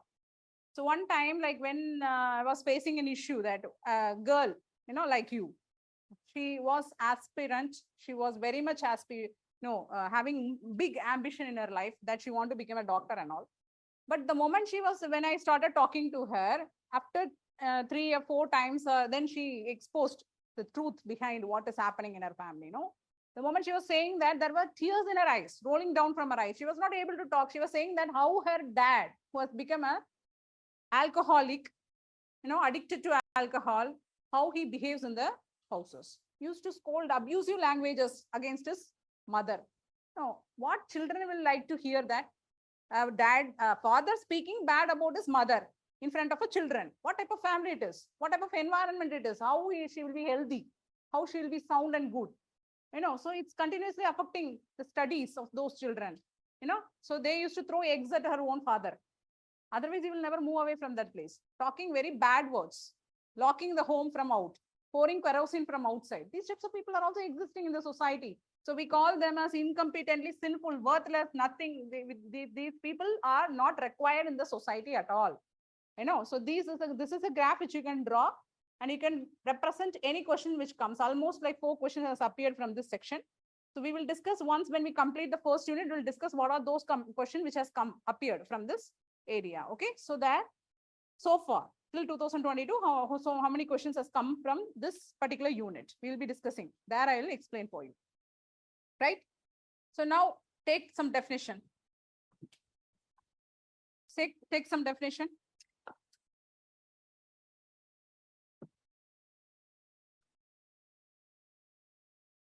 Put values, heading. Values. Okay, values. Heading is values. Values are individual principles. Values are individual principles. Are qualities. Values are individual principles. Are qualities. Qualities that guide. Values are individual principles or qualities that guide judgment and behavior, of a person. That guide judgment and behavior of a person or a group. ORR. Or a group. Of a person or a group. Okay. Then. Of a person or a group. Written? Yes. Then you mention values are concerned with. Values are continue. Values are concerned with. Character. Are concerned. Second sentence you are asking. Values are concerned with character and conduct of a person.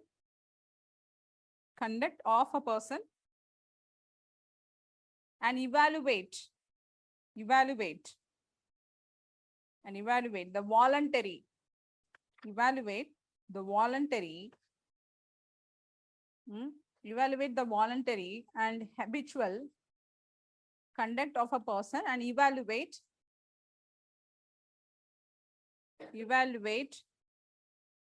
okay, the voluntary and habitual actions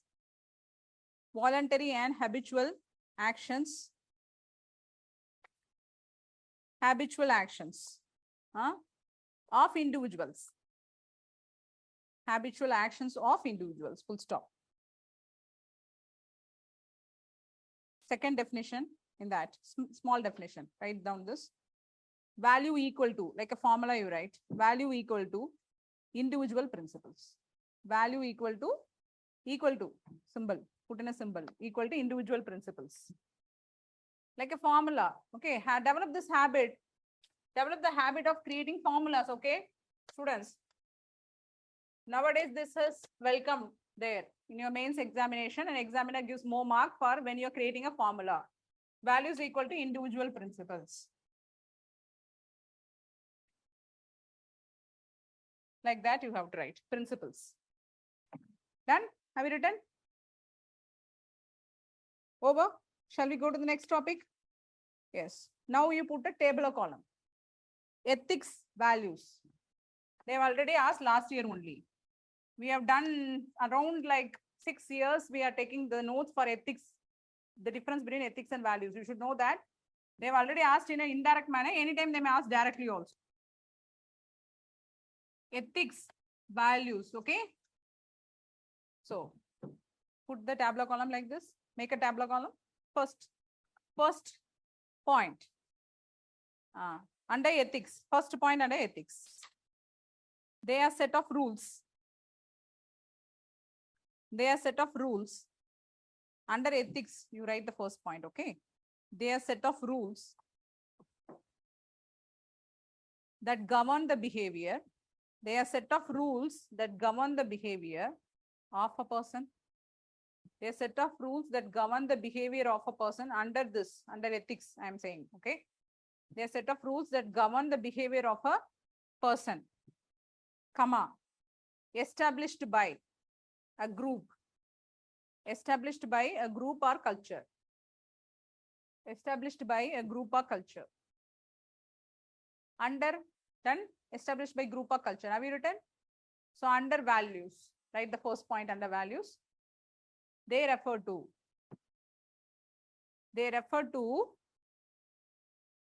the beliefs for, which a person, they refer to the beliefs, B-E-L-I-E-F-S, beliefs for which a person has, enduring preference. The person has enduring preference. Okay, enduring preference. What it means? Who has a durable preference for something. You know, you are preferring something, and that preference is known through your value systems. Your value system says what you are going to prefer in your life. Okay, that is the difference between ethics and values. Ethics says what you have to do, but value says what you want to do. That's the difference. Okay, you can also make us a question and put it inside the bracket. Ethics says what you have to do and how you have to behave, but value says that what you want to have in your life, the priority in life. Values decides that. Okay, based on your value, you will prioritize that thing in your life. As we have said that the boy who steals something to save the life, for him, stealing is much, he just, you know, his intention is not to steal, but in order to save the life, he can do anything. He go to some extent. Okay, so that's how. Now, ethics determine, under ethics, second point. Ethics determines what is right. Okay, ethics determines what is right. Values determine what is important. Values determine what is important. Then, third point. So, ethics determine what is right. Values determine what is important. That's I explained for you now. With question format also, you can write in the question pattern. Third, ethics is relatively uniform. Ethics is relatively uniform. Why I'm saying relatively uniform? Why I'm not saying it's uniform? That's the difference between relatively uniform and uniform. Related to values. Related to values, it is uniform. Comparative to values, it is uniform than values, but values are changing. Okay. So you write below values. Values differs from person to person. Values differ from person to person, comma. Values differs from person to person, comma. Place to place, comma. Person to person, comma. Place to place, comma. Time to time, etc. It varies. It keeps on changing. Although there are certain values which are also stable. Okay. So then next fourth point. Ethics determines the extent of rightness. Ethics determines the extent of rightness and wrongness of our options. Determines the rightness and wrongness of our option. Whether it is right or wrong, the option is, it determines that. Okay. It determines the rightness and wrongness of our options. OPTIONS, choices which we make in life. Then below values mentioned, it determines the level of importance. It determines the level of importance of the choice. Okay. The level of importance. It determines the level of importance. Have you missed anything? Should I repeat? Have you done everything? So this is the differences. These are the differences. Now write below this tabular column, but both ethics and values. Have you done till this? Or should I repeat? Over.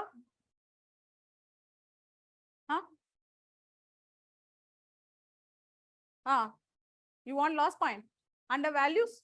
Okay. So values determines the level of importance of choices. The level of importance of choices. That means it is setting the priorities in life. Okay. Level of importance of choices. Done? So till this over. Now below the tabular column you write, but both ethics and values. But both ethics and values helps. A common point. Not below any ethics or value. It is a similarity between ethics and values. Okay. So, but both ethics and values helps a person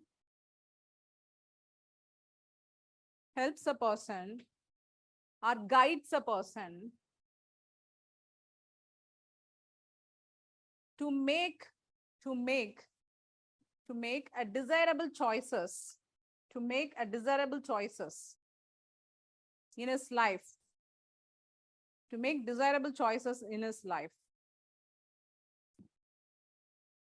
which is accepted by the society at large. Okay, which is accepted by the society at large. Why I'm mentioning society at large? Why I'm not mentioning by the society? Because if it is society means it's common. Everyone has to accept it. But society at large means majority of the people in the society has to accept it or has to welcome it. Okay, anyone cannot convince everybody. So if I am here, if there are 50 students, I cannot satisfy all the 50. I'm right? Am I right? Any teacher cannot do it. If I'm able to satisfy all the 50 students who are sitting there, and I'm not a teacher. No, I should be a performer, stage performer. So that's a difference between that, right? So that's how like we are saying that if something is done by a people, it should be accepted by majority of the people in that community, not by all. Okay. So this is how you have to write your answers. Done? Now write another definition. Norms. Okay, norms. So difference between ethics and norms. Please write that also. Ethics and norms. Okay.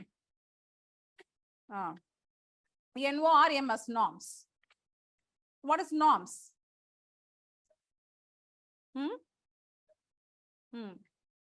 So if I say that ethics is a standard of guiding principles, it's a set of moral values. Okay. And if I call values as an abstract conception, okay, a person has. Suppose if I say that honesty is the value. Okay. Can I say honesty? Yes. Somebody saying yes. How? You are saying honesty is the value system which you hold. Okay. You take Gandhi. Gandhi followed honesty in his life. And we have heard some story from him, like how in starting from childhood days he was there, following Satya in his life, honesty, truth. How can you? This is an abstract conception. This is a value. This is called value. Then what is norms? If a person, individual can also form norms. House can also form a norm. Norm means a rule or a standard which guides a person's behavior. A rule is more specific and it's more directive than value. Okay, value is something, an abstract conception which forms the base for your norms. Values forms the base. From the values, it forms base means it acts as a foundation. Okay, from the values only norms are derived. For example, if I say honesty is my value. Okay, what will be the norms? Yes, please.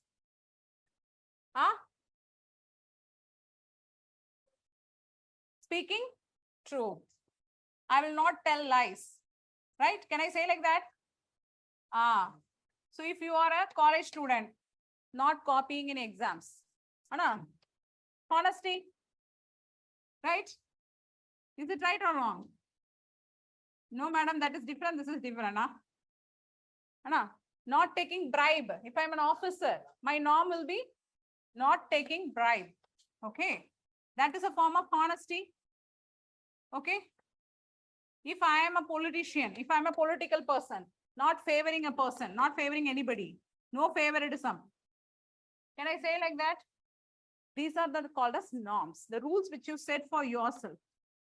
Okay, the rules which you set for yourselves are called as norms, which are more visible, which are more directive to follow. Okay, those are called norms, and values form the basis for norms.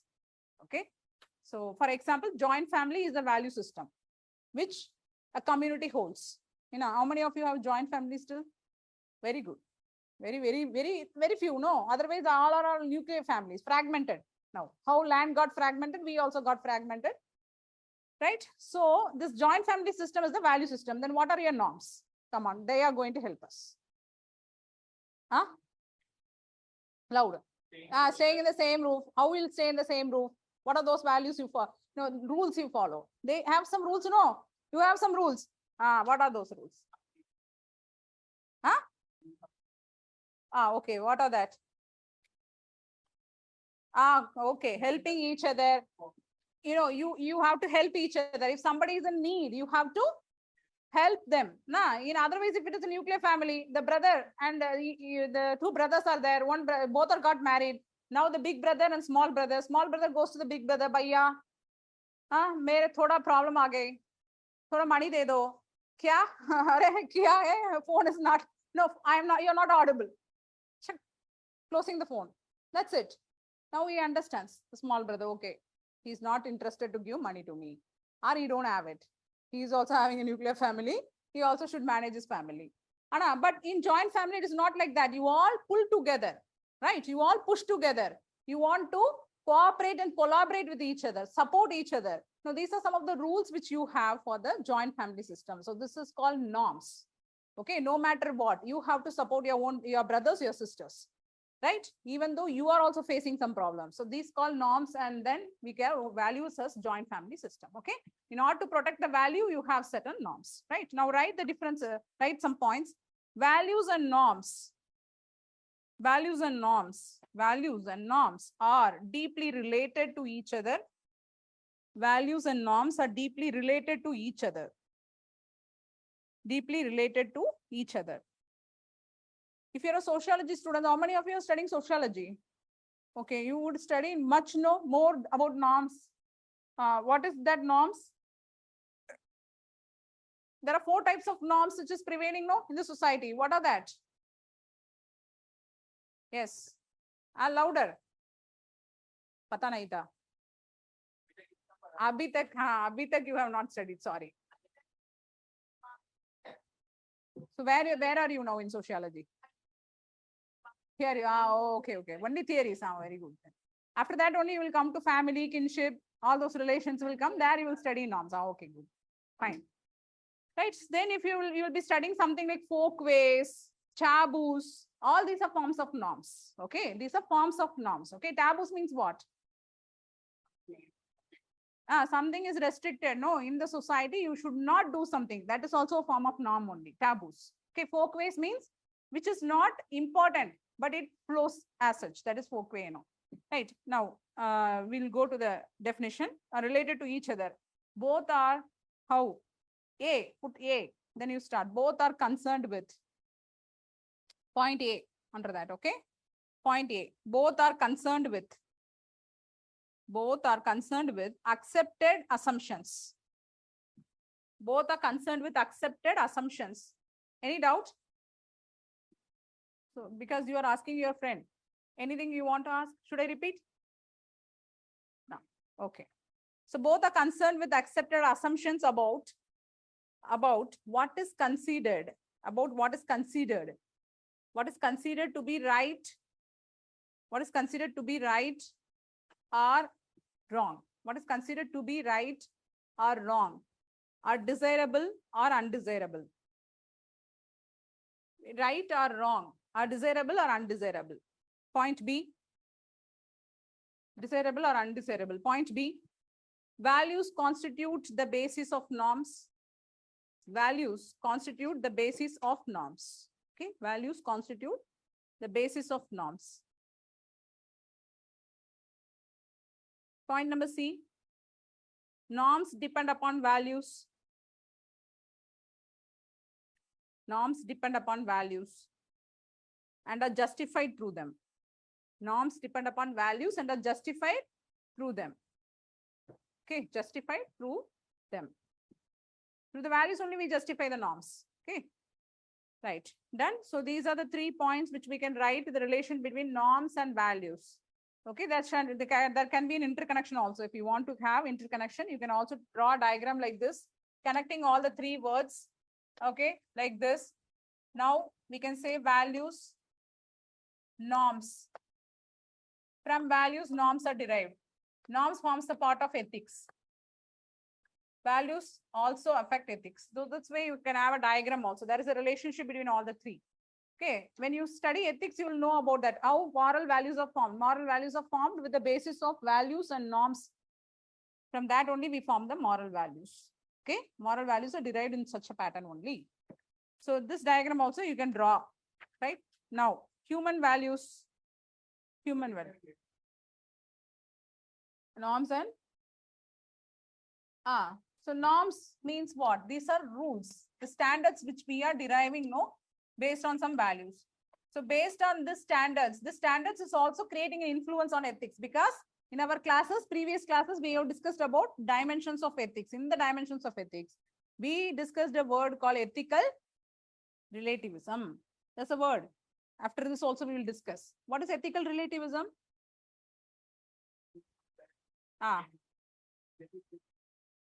Relative with society, with community, so it varies. It is sometimes it is universal in character, that are given by some philosophers. But in the relativism concept, we are describing the ethical or moral principles which are prevailing in various societies. That is description of norms. Nothing but it's a description of norms. It's a collection of norms which is there. Already we have written the definition also. Hope you remember that, right? We have done the definition. So that's why we have connected norms with ethics. Norms is forming a basis for ethics. Values, how it is different from norms. Have you understood? Only he is asking me. So how many of you have understood? Can you explain to your friend? Louder. He has to hear there. So values are like foundation for norms. Okay. Values gives an idea like how norms has to be derived. Which one? Which is the best policy? Honesty. Is the best policy. So see, actually, this is a general idea we are giving. The honesty is the best policy means we are mentioning about honesty. That's it. Okay, that means it's talking about a value which you respect. But how you have to be honest? There are certain rules and standards. No, you said for that. How you will be honest? I'm asking you. Now you imagine you are an IAS officer. You say that I'm a honest IAS officer. Okay. Any other? Being accountable. Okay, acting in people's interest, not favoring any person, not favoring any political party. All these are the rules you set for yourself, and that are called as norms. Okay, but what is the value? Value is honesty. Got it? Right. Then we have to take some definition for human values. Yes, human values. Put a heading, human values. So, right, human values are those values. Human values are those values. Okay. Human values are those values which are at the core of human being. Human values are those values which are at the core of human being. The core of constitution equal to, come on, one word answer. Core of constitution. Goenka. Core. I'm asking about the heart of your constitution. That is the window of your constitution. Door. Core of the constitution is equal to fundamental right. If fundamental right is destroyed, there is no constitution at all. No, in polity you would study this way. So the core concept of a constitution is fundamental right. Same way, the core concept or core of human being is his human values. Okay, they are considered as basic. Continue. They are considered as basic. They are considered as basic inherent values.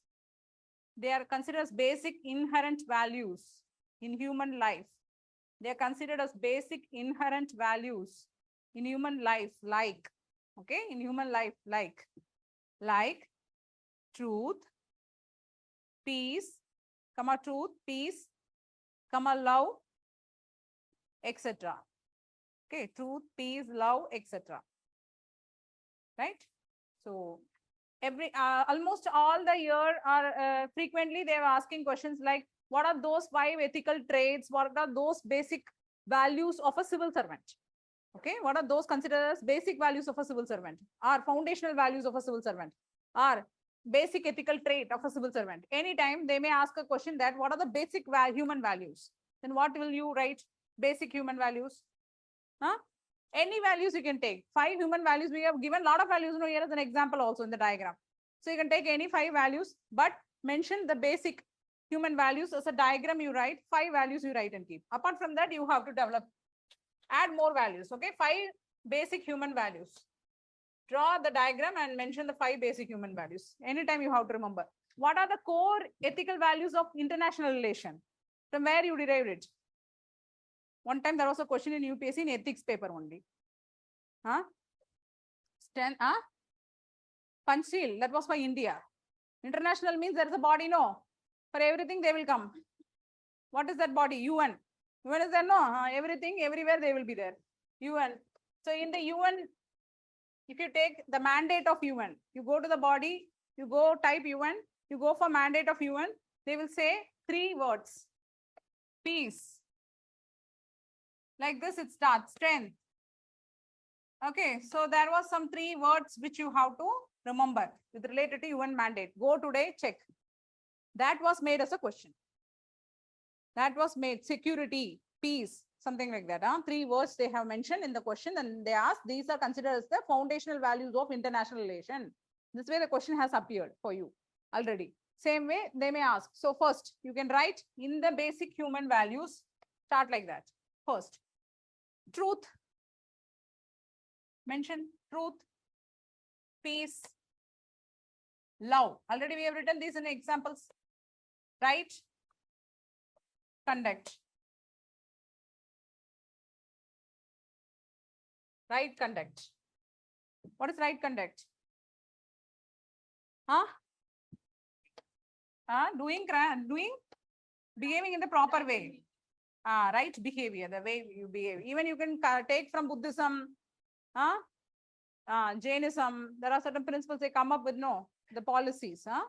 The Panch Vratas. In Hinduism also we have that, no, what are those Panch Vratas? The philosophical part also you have to know. How many philosophy student here? Let me see the brave heart. What's your name? Sarad. Sagar Mala project. Sagar, that Sagar. SAGAR. Very good. So how is that? In philosophy, you would learn a lot of things like that. Louder. Don't worry. See, you have to answer what you know, because everyone, even I don't know anything. I don't know. I know only a pinhead of knowledge. I have pinhead of knowledge. No, I have to acquire more. Everyone is like that. Same here. You have to learn from everyone, right? See, what is the difference between non-violence and peace?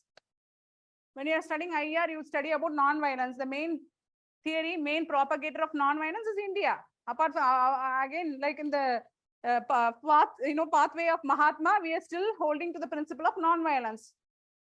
Why? What's non-violence? Is it equivalent to passivity? What is passivity? Doing nothing is passivity. Being passive means you are not doing anything. You are sitting idle. That is passivity. But what is non-violence? It is different from passivity. With non-violence, you can achieve peace. What is non-violence? You are deciding to do nothing. Okay. You are not taking either stand, not going in either direction. Not doing harm and not supporting anyone. In that situation, you are deciding to do nothing. That is called as non-violence. Okay, not walking in the violent path. More like I can say that you are deciding your own choice is non-violence, but passivity is something that you are avoiding your duty completely. That is passivity. Okay, so non-violence is very important. The principle of non-violence also, which India propagates, right? Done. In our Panchil policy also we do have. So these are the 5 basic human values you can note. Apart from that, you can add much more, like compassion is there. Okay, all this you can add. Okay, if they're asking about the basic human values, you have to add those examples. Already we have done, okay, in classes. I hope you'd have written it. Then we will start a new topic. Yes. So still this, we have done a lot of things. You can add forgiveness, you can add humbleness. Okay, all these are human values only. Right. So now we will discuss some of the ethical terms. Ethical terms, then we will move to the next topic. Okay, give the heading ethical or moral terms. Ethical terms, okay. So few, what is required we will discuss here. Nowadays in interview also they are asking ethical questions. So you should know that word now. If somebody is asking you something, then you should not blink that what it is. New thing, I have never heard it. So just mention first ethical subjectivism. So ethical subjectivism, that's the first word. What it is, you have some idea about it? No? Very good. So we will make that, we will explain what it is. Ethical subjectivism. See, subjective, what is subjective? I told you that the moment I entered this class, when I was giving introduction, ethics is subjective in nature. I told this word to you. Do you remember? It varies from person to person. See, same case study I have sent. 2 people has answered me back, but both of them has come up with different views. This is called subjectivism. It varies from person to person. No, so ethical subjectivism is a theory which says that ethics varies from person to persons. Okay, so but this has been not followed. This is not followed. This is an idea which is like an utopian concept. If everybody is following their own value, if everybody is following their own ethical principles, everybody is designing their own ethical principles, then what will happen? Chaos, problems, confusions. They don't know what is right and what is wrong. Everyone holds that what they say is right. So this ethical subjectivism is theoretically accepted, not practically. Okay, and here comes IAS, emotivism. That's a theory. What happened? Whether I am handling it wrongly? Emotivism, it's a theory. I said that there is a philosophy part which you have to study for ethics. So there you will come across many theories. I will introduce later. After the first unit get over, I will slowly introduce some ethical theories for you. Starting from Hindu tradition, we will discuss in the classes only few. The rest I will be forwarding for you. You can read it out. So the necessary things I will discuss shortly and sweetly here in class. So IAS emotivism is a concept, is a theory which encloses about ethical subjectivism. IAS says that ethics is a reflection of person's feelings, emotions. Okay, I have a feeling, I have an emotion. If I see something which is happening in front of my eyes, I get a feeling, no, whether it is I may get a positive feeling, I may get a negative feeling. Then I form my own ideas, I form my own principles accordingly. So that's the theory of IAS. Okay, IAS emotivism. Second word.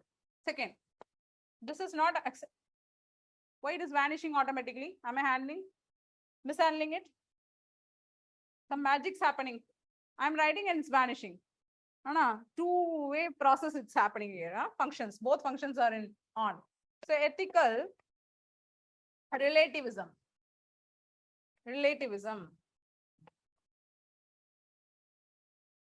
This now only we discussed that ethics varies from society to society, not from individual to individual, society to society, culture to culture. That is from a group, a community to community, ethics varies, the principles varies. That is ethical relativism.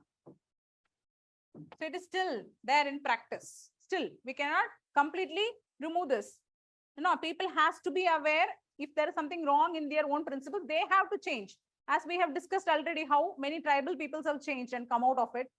Starting from Konyak tribes, the Naga tribes, who were hunting the animals. Now they have realized the importance of environmental ethics. They have abandoned those practice.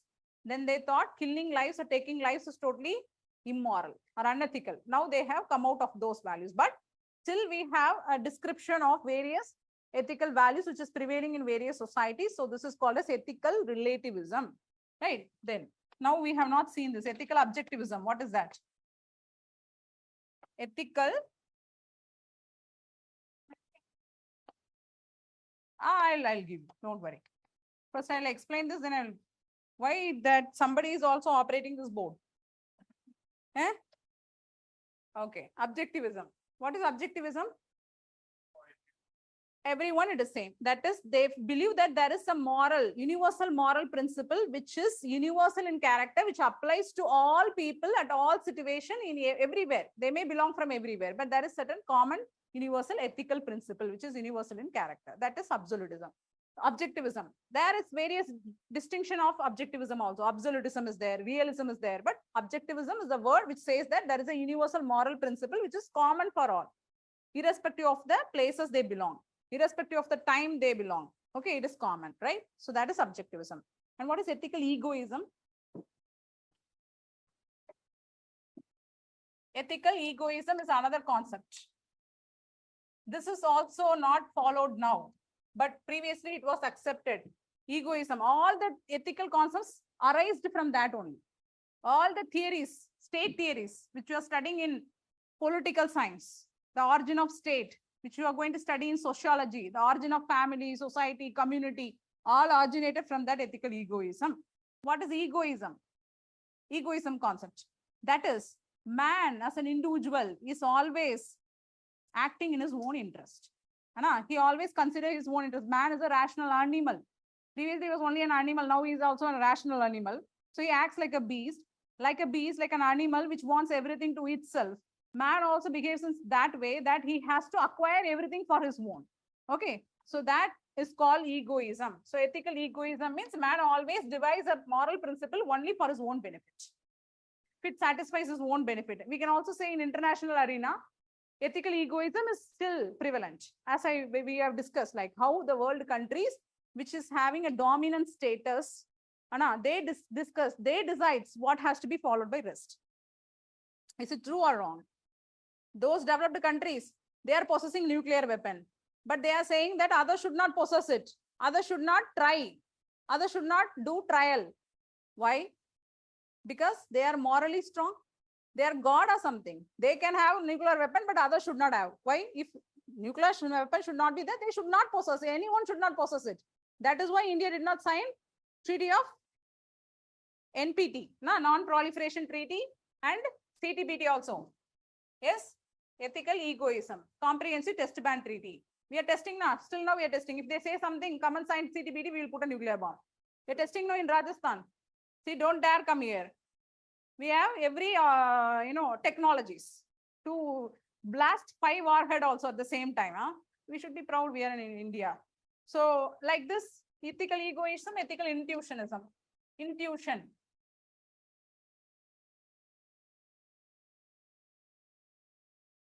So this is another concept which matches with conscience.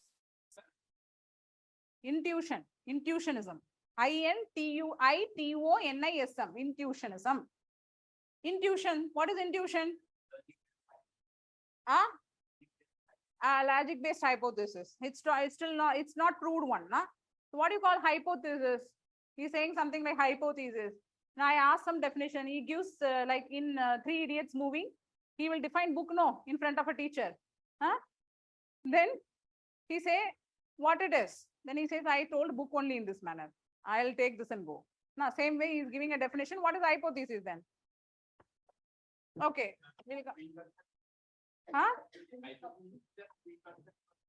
Which is not proved yet.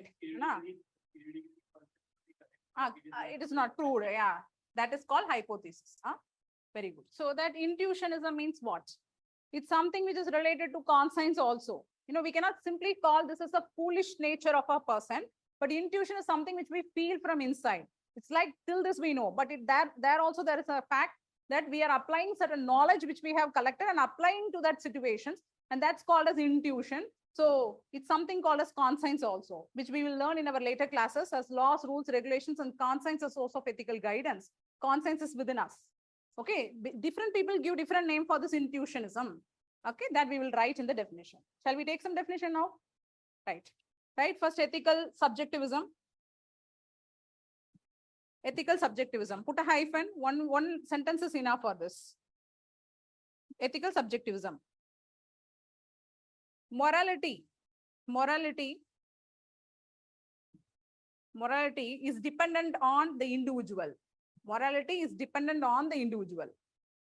Morality is dependent on the individual. Okay, is dependent on the individual. Full stop.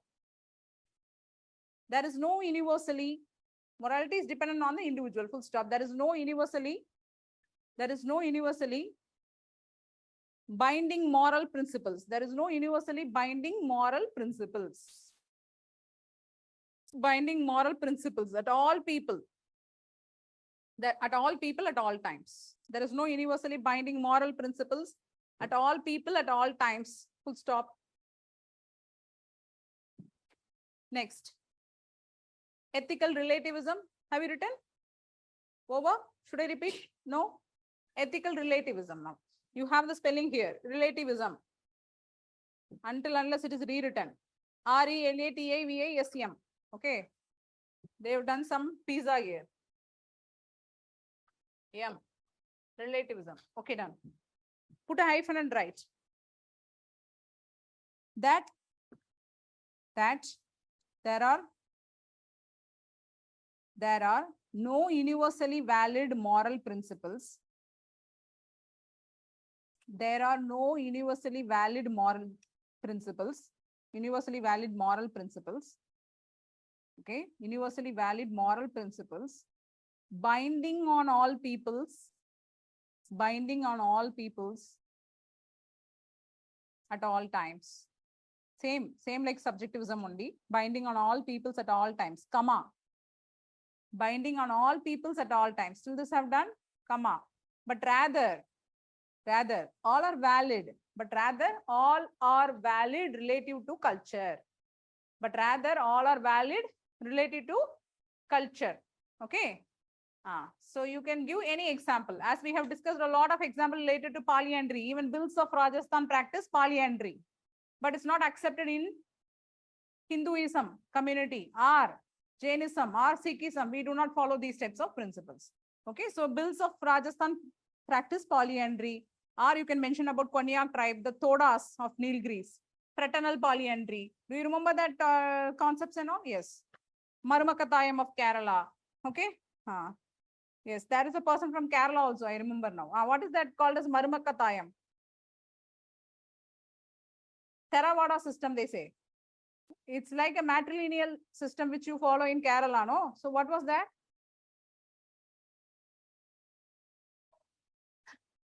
So here uncles are powerful, no? Uncles of, that is the mother's brother are powerful, not the mother's husband or.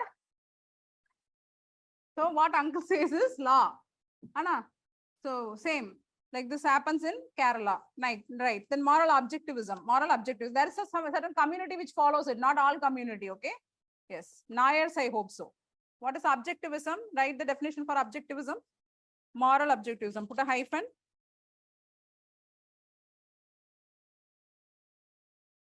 Let me search. Lost the paper somewhere. Yeah, right? Put a hyphen. So it is believed that. What is objectivism? It is believed that there are certain moral principles. Okay, there are certain moral. It is believed that there are certain moral principles, which are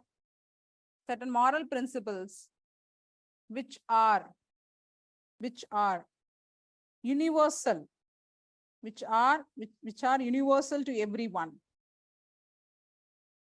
Okay, which are universal to everyone at all situations and at all times. Which are universal to everyone at all situations at all times. Okay, so that is objectivism. If we want to further split objectivism, we can also go like a concept such as moral universalism and moral realism, in which moral realism is a proper replication of objectivism. That it says that there is set of moral principles which has to be followed by everyone universally at all situations at all times. It does not vary depending on the situation. But moral universalism says that at least the people who are in the similar situations can follow these moral principles. That's a difference, slight differences. That much is not required for us because we are not going to write a philosophy optional or something. So this much is enough. What is moral objectivism is okay. Okay. The next topic, right? More ethical egoism. Put a hyphen. That only know that's the next topic. Yes, ethical egoism. Put a hyphen and write. It is an ethical position. It's an ethical position which claims that it's an ethical position which claims that ethical position which claims that it is always right to do. It is all which is always right to do. Okay, which claims that it is always right to do what would benefit you the most. What would benefit you the most? Okay. What would benefit you the most? That means your interest is put at first. What would benefit you the most? Full stop. Intuitionism. Now, right? Put a hyphen. Intuitionism. Sorry. Intuitionism. Put a hyphen and write. Yes. There exists some, according to intuitionism, there exists some rules or laws. There exists some rules or laws which rules are exist. EXIST. Exist some rules are law, LAW, / put backslash LAWS, laws, which enforces, okay, which enforces moral values, and that which enforces moral values, and that DHAT, that it is, and that it is natural to human, that is natural to human person, that is natural to human person, intuitively known, INTUITI, I'll write here.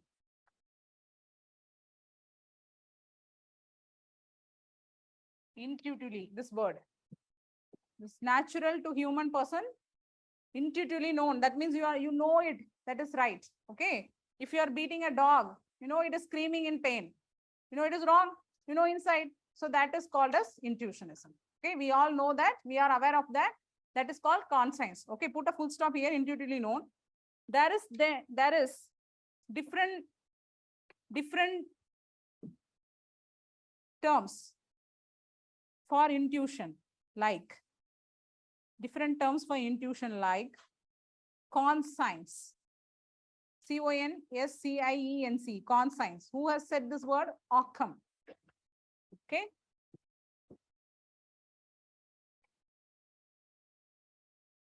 The name of a person, put inside the bracket. Conscience by Occam, William Occam, will study. Okay. Then comma, logos. It's otherwise called as logos or logos, anything. Put inside the bracket. Who has given this word? Who has given this name? Stoics. Stoics call this as Stoicism. It's a concept. It's a theory which you will study. So Stoics, STOICS. So he said this. This was given as logos by Stoics. Okay. Come on, moral sense. Moral sense. It's otherwise called as moral sense by Shaftesbury. Shaftesbury, not strawberry. Be careful. Shaftesbury is the name of a person. Shaftesbury. Moral sense. Moral science is a subject. Moral sense, like common sense. Shaftesbury. Then, a priori categorical imperative.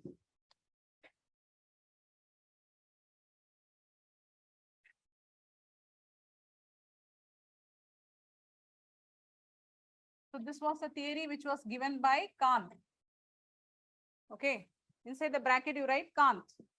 K-A-N-T. Immanuel Kant. His full name is. Okay. If you want to write Immanuel, you write. Otherwise, you mention Kant only. No, everyone knows about him.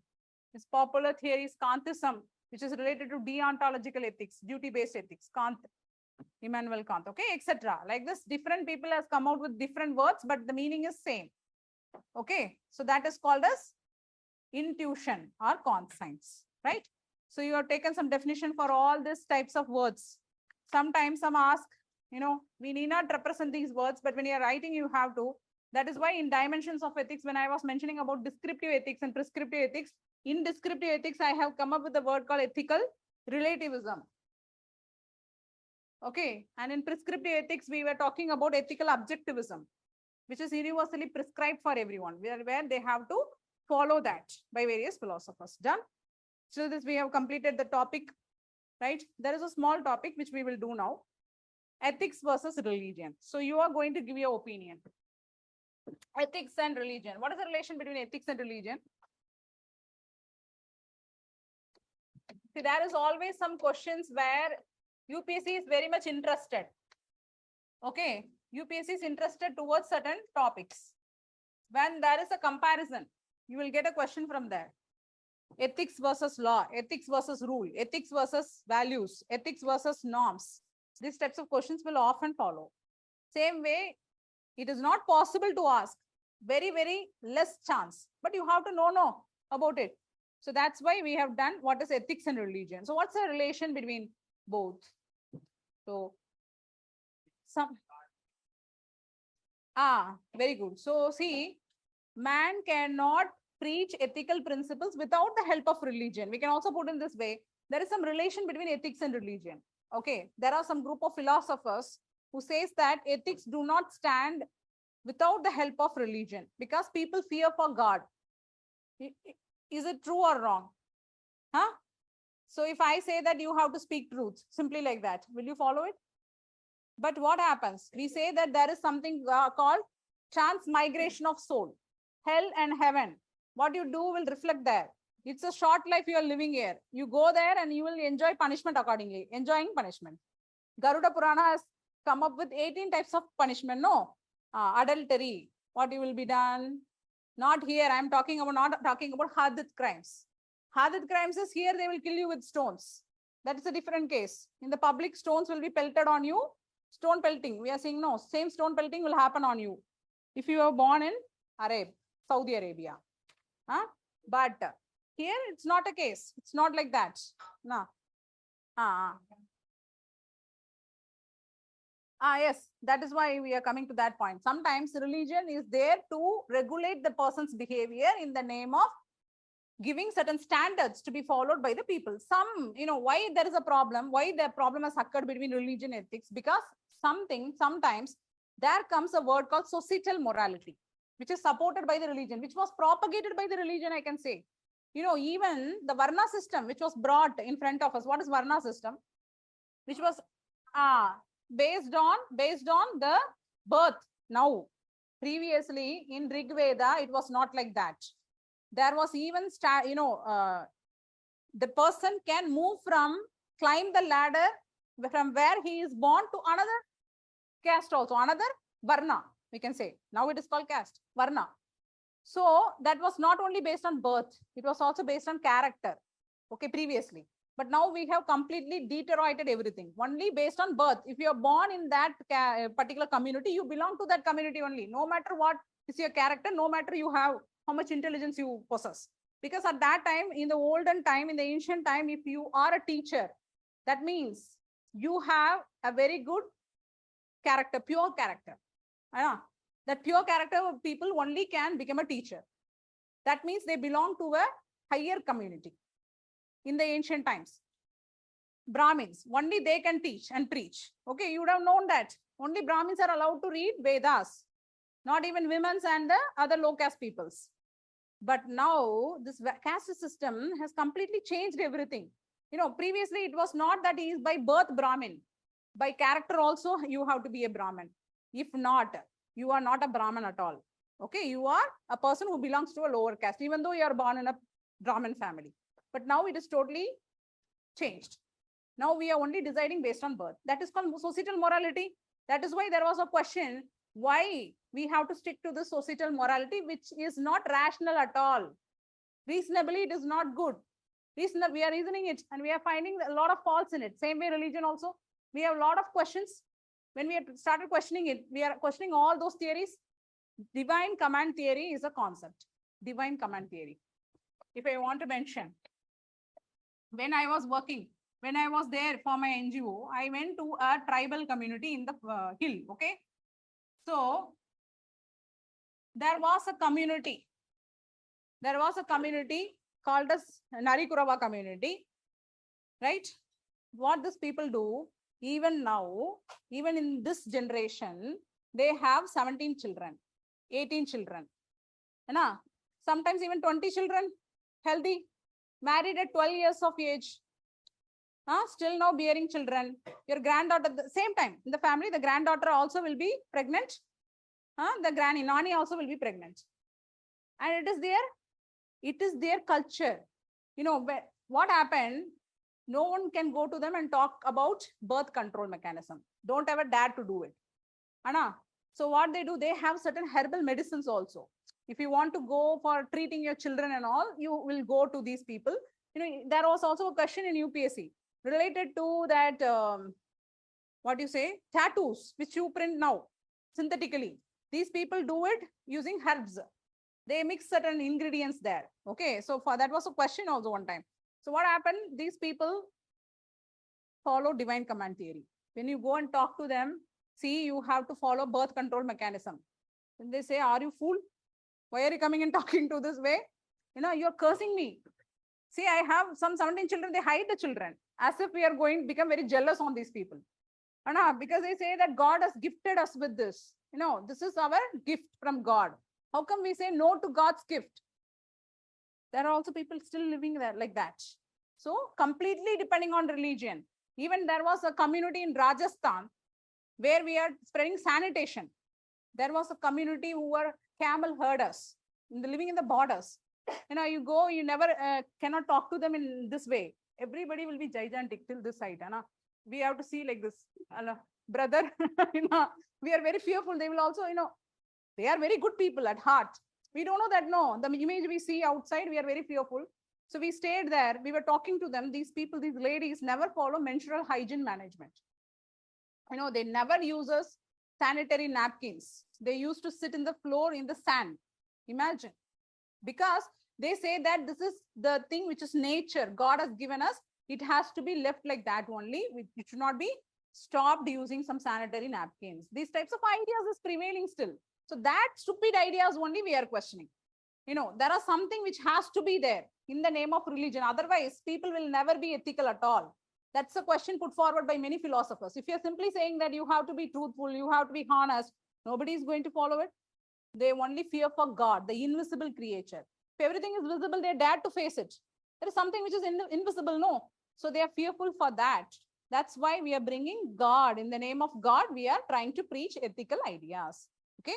So that we'll stop here, right? And we'll continue in the next class. Thank you all.